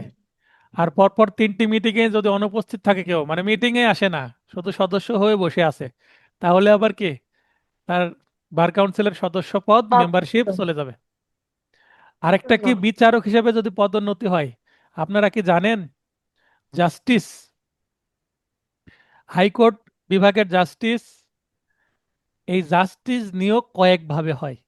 তার মধ্যে হচ্ছে জি অ্যাডভোকেটরা হাইকোর্টে যদি প্র্যাকটিস করেন, অভিজ্ঞতা অর্জন হয়। একটা নির্দিষ্ট সময় পর যদি আপনার প্র্যাকটিস ভালো হয়, একটু রাজনৈতিক কানেকশন থাকে, অ্যাডভোকেট থেকে জাস্টিস হওয়ার অনেক রেকর্ড আছে এবং নিয়ম আছে। ধন্যবাদ স্যার। ঠিক আছে? তার মানে আপনার স্বপ্ন ছিল জুডিশিয়ারির মাধ্যমে কি হওয়া, সহকারী জজ, ম্যাজিস্ট্রেট হওয়া, কিন্তু ম্যাজিস্ট্রেট বা সহকারী জজ হওয়ার স্বপ্ন পূরণ হয়নি। ভালোভাবে অ্যাডভোকেট হিসেবে প্র্যাকটিস করবেন, কারণ 32 বছর পরে তার পরীক্ষা দেওয়া যায় না, তাই না? না, তাহলে কি ভালোভাবে প্র্যাকটিস করার পর হাইকোর্টে যখন 10 বছর প্র্যাকটিস করবেন, সিনিয়র অ্যাডভোকেট হয়ে যাবেন, তখন আপনি কি, ভাগ্য ভালো থাকলে আপনি যেখানে প্র্যাকটিস করলেন সেখানকার আবার কি হয়ে যাবেন, জাস্টিস হয়ে যেতে পারবেন। এবং জি স্যার। বাংলাদেশে প্র্যাকটিস হচ্ছে এই জাস্টিস কিন্তু অ্যাডভোকেটদের মধ্যে থেকে বেশি নেওয়া হয়, কারণ হ্যাঁ স্যার। অ্যাডভোকেটরা রাজনীতি করতে পারে, কোনো সমস্যা নাই। আর যারা জেলা জজ থেকেও জাস্টিস হন, কিন্তু জেলা জজরা তো রাজনীতি করতে পারেন না। তারা শুধুমাত্র না, ট্র্যাক রেকর্ড যদি ভালো হয়, উনি বিচার ভালো করেন, সেই ক্ষেত্রে করতে পারেন। তো এই তথ্যটা দেওয়াটা জরুরি ছিল, একটা ইন্সপাইরেশন, মোটিভেশন পাবেন আশা করি। জি স্যার। আচ্ছা, এটা বিধি 91 বলা হয়েছে। তার মানে কোনো বার কাউন্সিলের সদস্য যিনি, তিনি অ্যাডভোকেট, এখান থেকে তিনি হাইকোর্টে প্র্যাকটিস করতে করতে সিনিয়র হয়ে গেছেন, তিনি জাস্টিস হয়ে গেছেন। তো জাস্টিস হয়ে গেলে তিনি তো আর বার কাউন্সিলের সদস্য থাকতে পারেন না, তাহলে না, সদস্যপদ কি হয়ে যাবে, ভ্যাকান্ট হয়ে যাবে। এখন সদস্য পদ যদি শূন্য হয়ে যায়, 15 জনের মধ্যে 2 জন নাই, তাহলে বাকি তো নিতে হবে, তাই না? জি। যেমন ফুটবল খেলায় বের হয় আবার ঢোকে, তো এরকম। তো একজন বের হলো, তার পরিবর্তে আরেকজনকে নিতে হবে। তো শূন্য পদ পূরণ করার নিয়ম কি, পদ্ধতি কি? 2টি পদ্ধতি আছে। এটা হচ্ছে নিকটতম প্রতিযোগী। মনে করেন যে ভোট করেছিল, ভোট করে একজন কি হয়েছিল, রানার আপ, আর একজন জিতে গেল। তো যিনি রানার আপ হয়েছিলেন, সেকেন্ড হয়েছিলেন, তাকে নিয়ে নেবে তার কাছে, কারণ ফার্স্ট যিনি হয়েছিলেন তিনি জি। ক্ষমতা পেয়েছিলেন। এবার সেকেন্ডকে নিয়ে নেবে, মানে তার সুযোগ চলে আসবে। অথবা স্যার, নিয়মটা ভালো। যোগ্যতা সম্পন্ন ব্যক্তিকে সমন্বয়ের মাধ্যমে নেওয়া হবে। এটাও 91 বলা হচ্ছে। তাহলে 91 সদস্যপদ শূন্য এবং পূর্ণ, দুইটা বিষয় আলোচনা করা হচ্ছে, শূন্য, পূর্ণ। ওকে, এবার পূর্ণ বিধি, পূর্ণ। হ্যাঁ, বিধি নিয়ে আলোচনা শেষ। এরপরে আমরা শুরু করবো আচরণ বিধি, মানে ক্যাননস। অধ্যায় আছে কয়টি? 4টি। 4টির মধ্যে প্রথম অধ্যায়ের বিষয় কি, অ্যাডভোকেটদের পারস্পরিক আচরণ। আমি একটা অ্যাডভোকেট, আমার একটা আশেপাশে অ্যাডভোকেটরা আছে। তা আমি একজন অ্যাডভোকেট হিসেবে আমি আরেকটা অ্যাডভোকেটের সাথে কেমন আচরণ করব, এই বিষয়ে 11টি বিধি বলে দেওয়া আছে এখানে। তো এই 11টি বিধির মধ্যে আমি এই কয়টা বিধি আপনাদেরকে পড়তে বলছি। যেমন 1 নম্বর, পেশাগত মর্যাদা সমুন্নত রাখা। আচ্ছা, পেশাগত মর্যাদা সমুন্নত যদি আমি রাখি, আমার একটা সম্মান আছে, অ্যাডভোকেট মানুষ আমি, সমাজের একটা এলিট শ্রেণীর নাগরিক, প্রথম শ্রেণীর নাগরিক। জি। এখন আমাকে তো সবকিছু করলে চলে না, যেমন আমাকে কোনো অপরাধ করা যাবে না। তাহলে অ্যাডভোকেট হিসেবে যদি আমি অন্যায় করি, তাহলে তো হবে না। তো এগুলো থেকে দূরে থাকতে হবে, যেন আমার নামে একটা কি অভিযোগও না হয়, একটা জিডিও না হয়। ঠিক আছে? তো জি। আলহামদুলিল্লাহ আমার নামে এখনো কোনো কমপ্লেন বা জিডি কিছু হয়নি। তো একটু ফ্রেশ থাকার চেষ্টা করতে হবে। এখন আমি যখন নিজে ঠিক থাকবো, আমাকে দেখে আরেকজন ঠিক থাকবে। মানে টাউট বাটপারে তো জি। এমনিতেই সমাজ ভরে গেছে এই পেশাত। তো এই টাউট বাটপার যেন তৈরি হতে না পারে, তাই এই পেশাটা সম্মান রাখতে হবে। তার মানে আমি নিজের সম্মান নিজে রাখবো এবং আরেক অ্যাডভোকেটকে সম্মান দিব। যখন পারস্পরিক সম্মান দিব, তখন কি হবে, নিজের সম্মানও থাকবে, তার সম্মানও রক্ষা হবে। বুঝতে পেরেছেন? এবং ওই যে ডাক্তারেরা বিজ্ঞাপন দেয়, তারপরে বিভিন্ন পণ্যের বিজ্ঞাপন দেয়, এরকম বিজ্ঞাপন দেওয়া যাবে না। আমাদের একটাই কাজ করা যাবে, ভিজিটিং কার্ড করা যাবে। এবং আমাদের যে চেম্বারের সামনে এমনিতেই একটা ছোট করে লেখা যাবে যে শহীদুল ইসলাম অ্যাডভোকেট, জসকোট, রাজশাহী, নিচে মোবাইল নাম্বার। একটা ছোট্ট কি দিলাম, সাইনবোর্ড। কিন্তু এটা চেম্বারের জি। সাথেই দিতে হবে বা বাড়ির সামনে। কিন্তু এটা কি করা যাবে না, বা আমি বার সমিতিতে যেখানে বসি সেখানেও আমি পিছনে দিতে পারবো। তাহলে দুইটা কাজ। তাছাড়া আপনি বিজ্ঞাপন, কোনো বিলবোর্ড করতে পারবেন না। তারপরে পেপারে বিজ্ঞপ্তি দেওয়া যাবে না, আমি ভালো অ্যাডভোকেট, আমার কাছে দেন মামলা, মামলা চেয়ে বিজ্ঞাপন দেওয়া যাবে না। আবার এমন কোনো দালালকে সেট করা যাবে না, নিয়োগ দেওয়া যাবে না যে আমাকে মামলা এনে দিবে। আবার আমি বাদী পক্ষের আইনজীবী, অপর পক্ষ আইনজীবী নাই আদালতে, তার মানে আমি ফাকশনস, মানে কি বলে, এই ফাঁকা ফিল্ড, মানে অপরপক্ষের আইনজীবী নাই, আমি একতরফা শুনানি করে আমি সুযোগ সুবিধা নেব, এটা করা যাবে না। অপরপক্ষের আইনজীবী আসা পর্যন্ত অপেক্ষা করতে হবে, নিজেই বলতে হবে স্যার অপরপক্ষের আইনজীবী আসুক, একসাথে শুনানি করব। এটা সবচেয়ে ভালো, কারণ আজকে আমি সুযোগ নিচ্ছি, কাল আমি অনুপস্থিত থাকলে আরেকজন সুযোগ নিয়ে নেবে, আমার মামলার ক্ষতি হয়ে যাবে, আমার মক্কেলের ক্ষতি হবে, বুঝেননি? তাই প্রতিপক্ষের জি অ্যাডভোকেটের অনুপস্থিতিতে আদালতে শুনানি করা হতে বিরত থাকা, এটা করলে ক্ষতি হয়, ন্যায় বিচার ব্যাহত হয়। আর একজন মক্কেল, তার টাকা আছে, আপনাকে নিয়োগ দিয়েছে, সে বলছে স্যার আমি আরো 2জন সিনিয়র নিব, আমি ফি দিব, আপনার সমস্যা কি? তো আমার আপত্তি জানানো হবে না, সে ফি দিবে, আমার সমস্যা কি? তাহলে একটা মামলায় একাধিক আইনজীবী নিয়োগ করার নিয়ম আছে, কেউ নিয়োগ করতে চাইলে ফি দিলে বাধা দেওয়ার দরকার নেই। আবার একটা অ্যাডভোকেট মামলার মানে শুনানি করতে যে পরস্পর কি ঝগড়া শুরু করে দেয়, অনেক করে। জি তো জি আমি স্যার। কখনো আদালতে দাঁড়িয়ে কোনো আইনজীবীর সাথে ঝগড়া করি না। যেমন আইনজীবী অপরপক্ষের আইনজীবী শুনানি করলো, আমি মুখ বন্ধ করে শুনবো শুধু, আর নোট নিব। ওনার যখন শেষ হবে ওনাকে জিজ্ঞাসা করি যে লার্নেড আপনার শেষ হয়েছে, বা সিনিয়র আপনার শেষ হয়েছে? হ্যাঁ শেষ হয়েছে, আমি শুরু করি। হ্যাঁ, আমি যখন শুরু করবো উনি কথা বললে আমি আবার থেমে যাব, কারণ বিচারক স্যারের দিকে আমি তাকাবো, এবং আমি কোনো কথা বলবো না, উনি কথা বললে আমি কথাই বলবো না। এটার অর্থ কি? আমি ওনার সাথে কথা বলবো না, আমি বিচারকের দিকে তাকাবো যে স্যার আমি কথা বলছি, ওনা আমার শুনানিতে ব্যাঘাত ঘটাচ্ছেন। উনি যখন কথা বলছেন আমি কিন্তু একটা কথাও, একটা শব্দ উচ্চারণ করিনি। বুঝতে পেরেছেন? এটা হচ্ছে কি একটা ভদ্রতা, তাই না? জি স্যার। তো এটা হচ্ছে অ্যাডভোকেটগণ নিজেদের মধ্যে ব্যক্তিগত বিবাদ এড়িয়ে চলবেন। কি কারণে? কেননা আইনজীবী নয়, বরং মক্কেলগণই মোকদ্দমার পক্ষ, তার মানে বাদী বিবাদী মক্কেলেরা।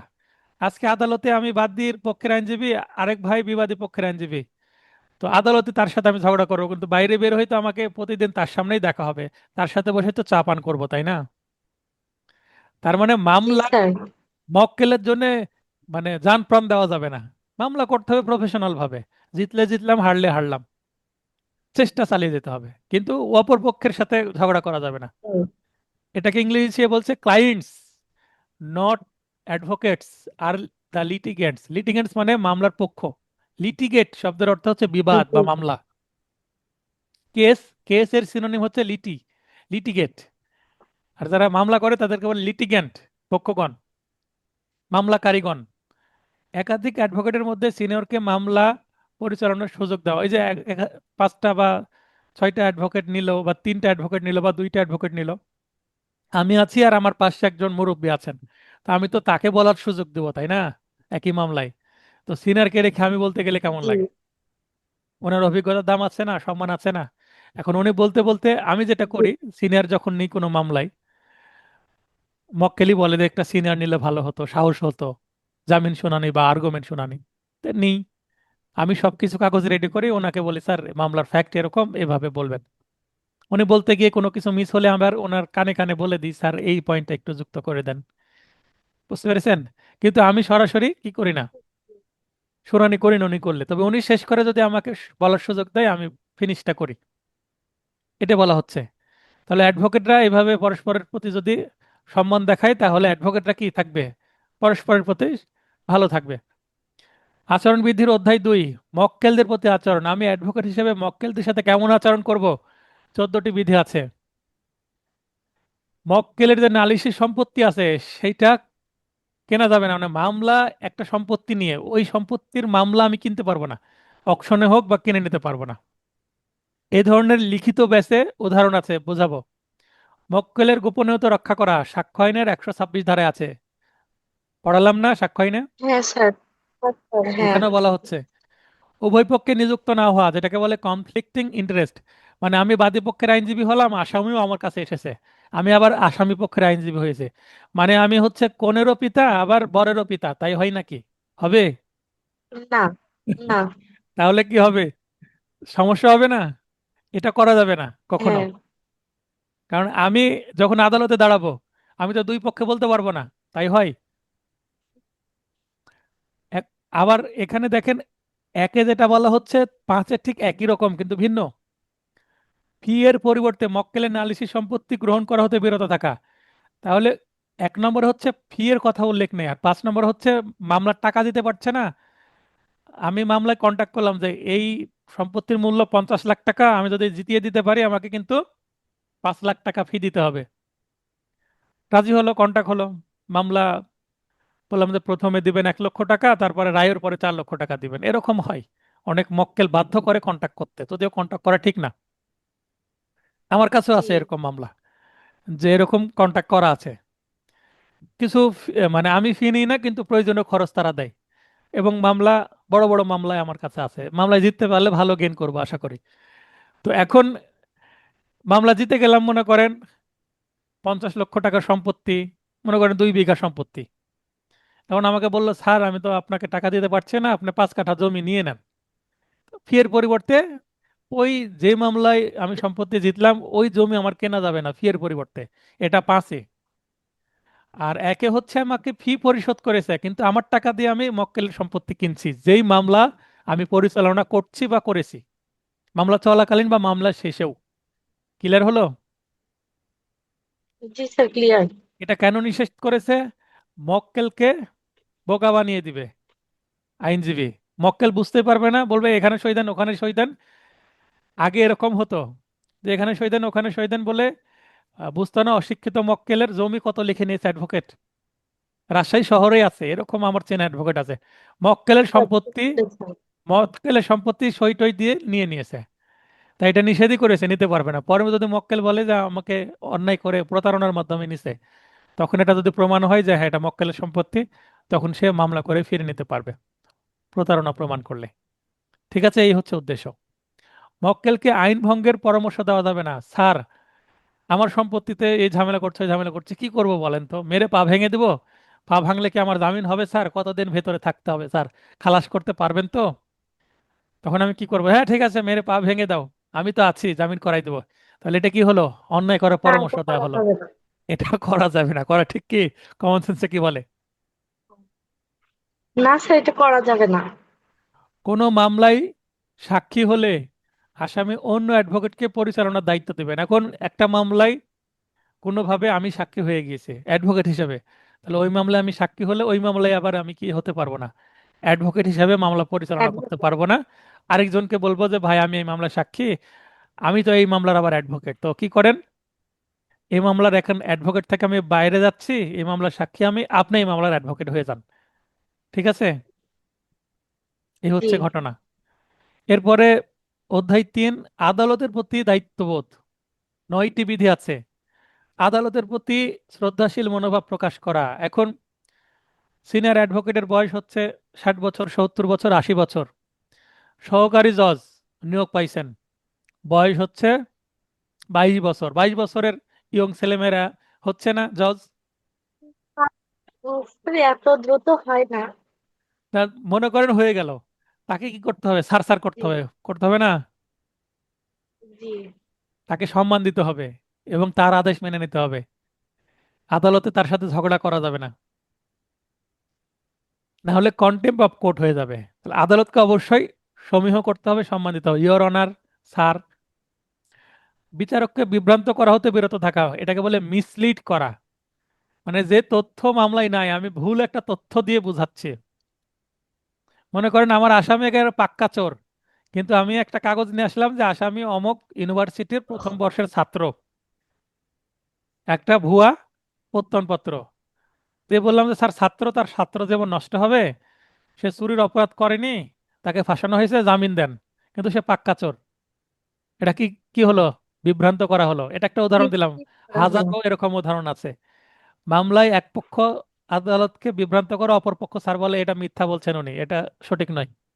বিশেষ করে যৌতুকের মামলায়, স্যার আমরা বউকে তো নিয়ে যেতে চাচ্ছি কিন্তু উনি যেতে চায় না। এখন কোনে পক্ষের মানে স্ত্রী বা বাদী পক্ষের আইনজীবী বা বাদী পক্ষ বলবে স্যার আমাদের কাছে কখনো নিতে যায়নি, বা একবার গিয়েছিল কিন্তু সে, তারা আমাকে না নিয়ে চলে আসছে। তার মানে দুইজনের অন্তত এক পক্ষ কি বলছে? মিথ্যা বলছে, তাই না? জি স্যার, মিসলিড করছেন। মিসলিড করছে আদালতকে। বার, বার মানে অ্যাডভোকেট, তাই বার কাউন্সিল বলা হয়, বার অ্যাসোসিয়েশন। বার শব্দটা অ্যাডভোকেটকে বোঝায়। আর বেঞ্চ, বেঞ্চ বলতে কি বিচারক, তাহলে বার ও বেঞ্চ বিচারক। তথা অ্যাডভোকেট ও বিচারকের মধ্যে পেশাদারিত্বের সম্পর্ক বজায় রাখা। তা তার সাথে আমার সম্পর্ক হবে পেশাদারিত্বের। এখন মনে করেন আমার পরিচিত একজন অ্যাডভোকেট হয়ে গেছে, আমি কোর্টের মধ্যে যে কেমন আছেন ভাই, কেমন আছেন আপু, এগুলো করা যাবে না। সে বাইরে আমার ভাই বোন হতে পারে, কিন্তু কোর্টে কি আমার স্যার, তাই না, বিচারক।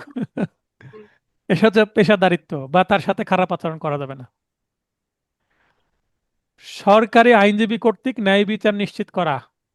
আচ্ছা দেখেন, এই যে বিধি 5-এ বলা হচ্ছে, অধ্যায় 3 বিধি 5, এই প্রশ্নটা আসে যে সরকারি আইনজীবী কর্তৃক ন্যায় বিচার নিশ্চিত করা, এটা কোন অধ্যায়ের বিষয়? এটা 3য় অধ্যায়ের। এটা কার প্রতি দায়িত্ববোধ? আদালতের প্রতি। আচ্ছা, ন্যায় বিচার নিশ্চিত করা হলে আদালতের প্রতি কিভাবে দায়িত্ববোধ হয়? এটার ব্যাখ্যা হচ্ছে, যারা সরকারি আইনজীবী, পাবলিক প্রসিকিউটর বা জিপি, গভর্নমেন্ট প্লিডার, সিভিল মামলায় জিপি বলে, ক্রিমিনাল মামলায় পিপি এপিপি বলে, পাবলিক প্রসিকিউটর। তো তারা কি করে? আদালতকে হেল্প করে মামলা পরিচালনায়। তাই এটা কি আদালতের প্রতি দায়িত্ববোধ। পাবলিক প্রসিকিউটরকে নিয়োগ দেওয়া হয় আদালতের হেল্পিং হ্যান্ড হিসাবে। বুঝতে পেরেছেন এবার?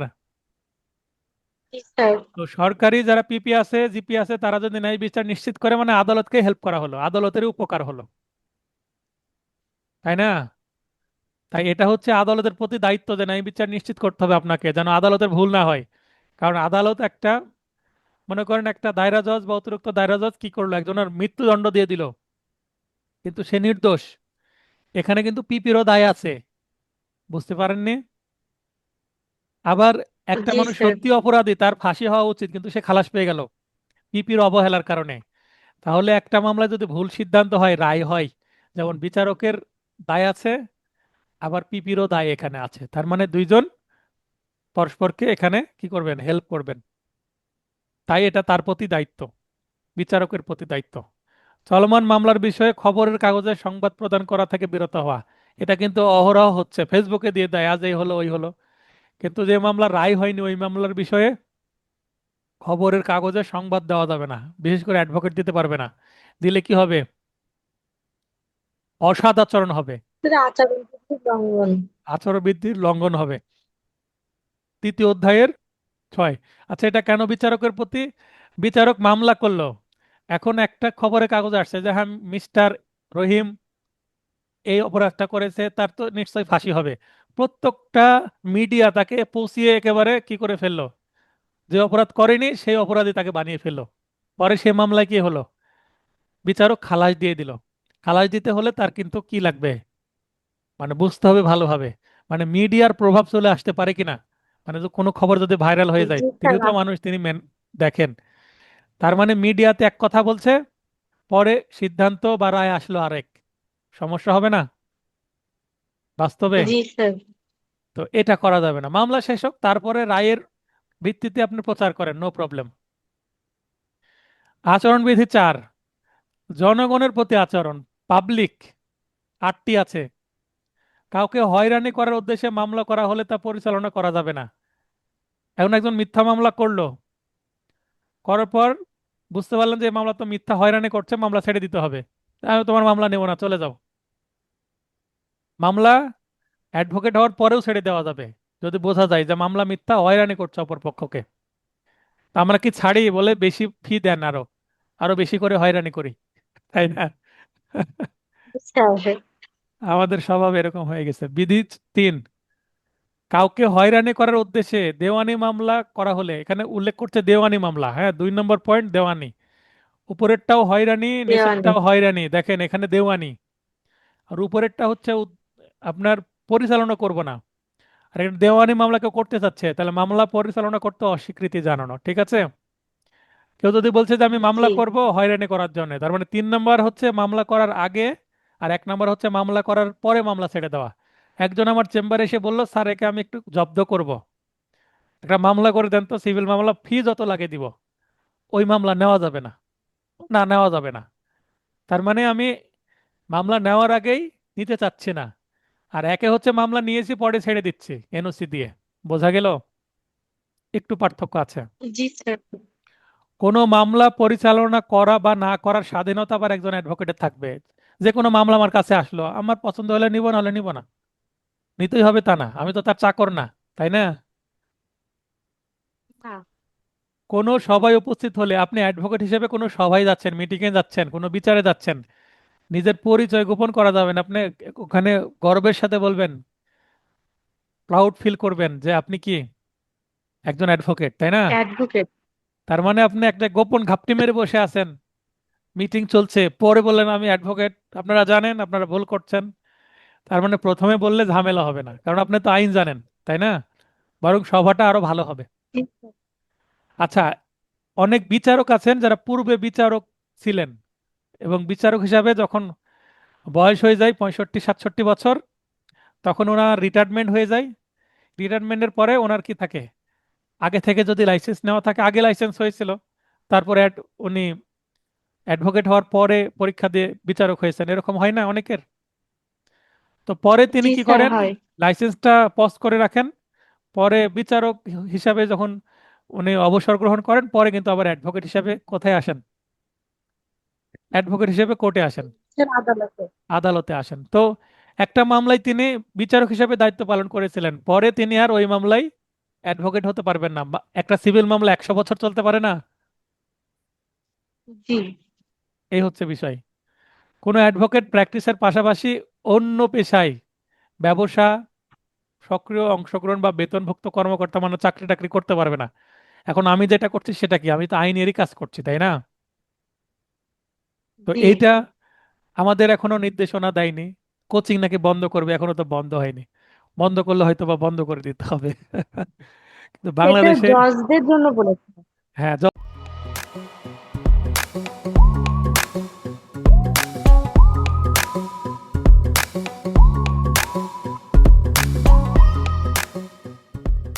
জজদের জন্য বলেছে, অ্যাডভোকেটদের জন্য বলেনি। তবে আমি এটার পাশাপাশি ব্যবসা করতে পারবো না, চাকরি করতে পারবো না। তবে দেখি অ্যাডভোকেটরা কিন্তু ওই যে ল কলেজ, তারপরে বিশ্ববিদ্যালয়ের ল টিচার কিন্তু হয়।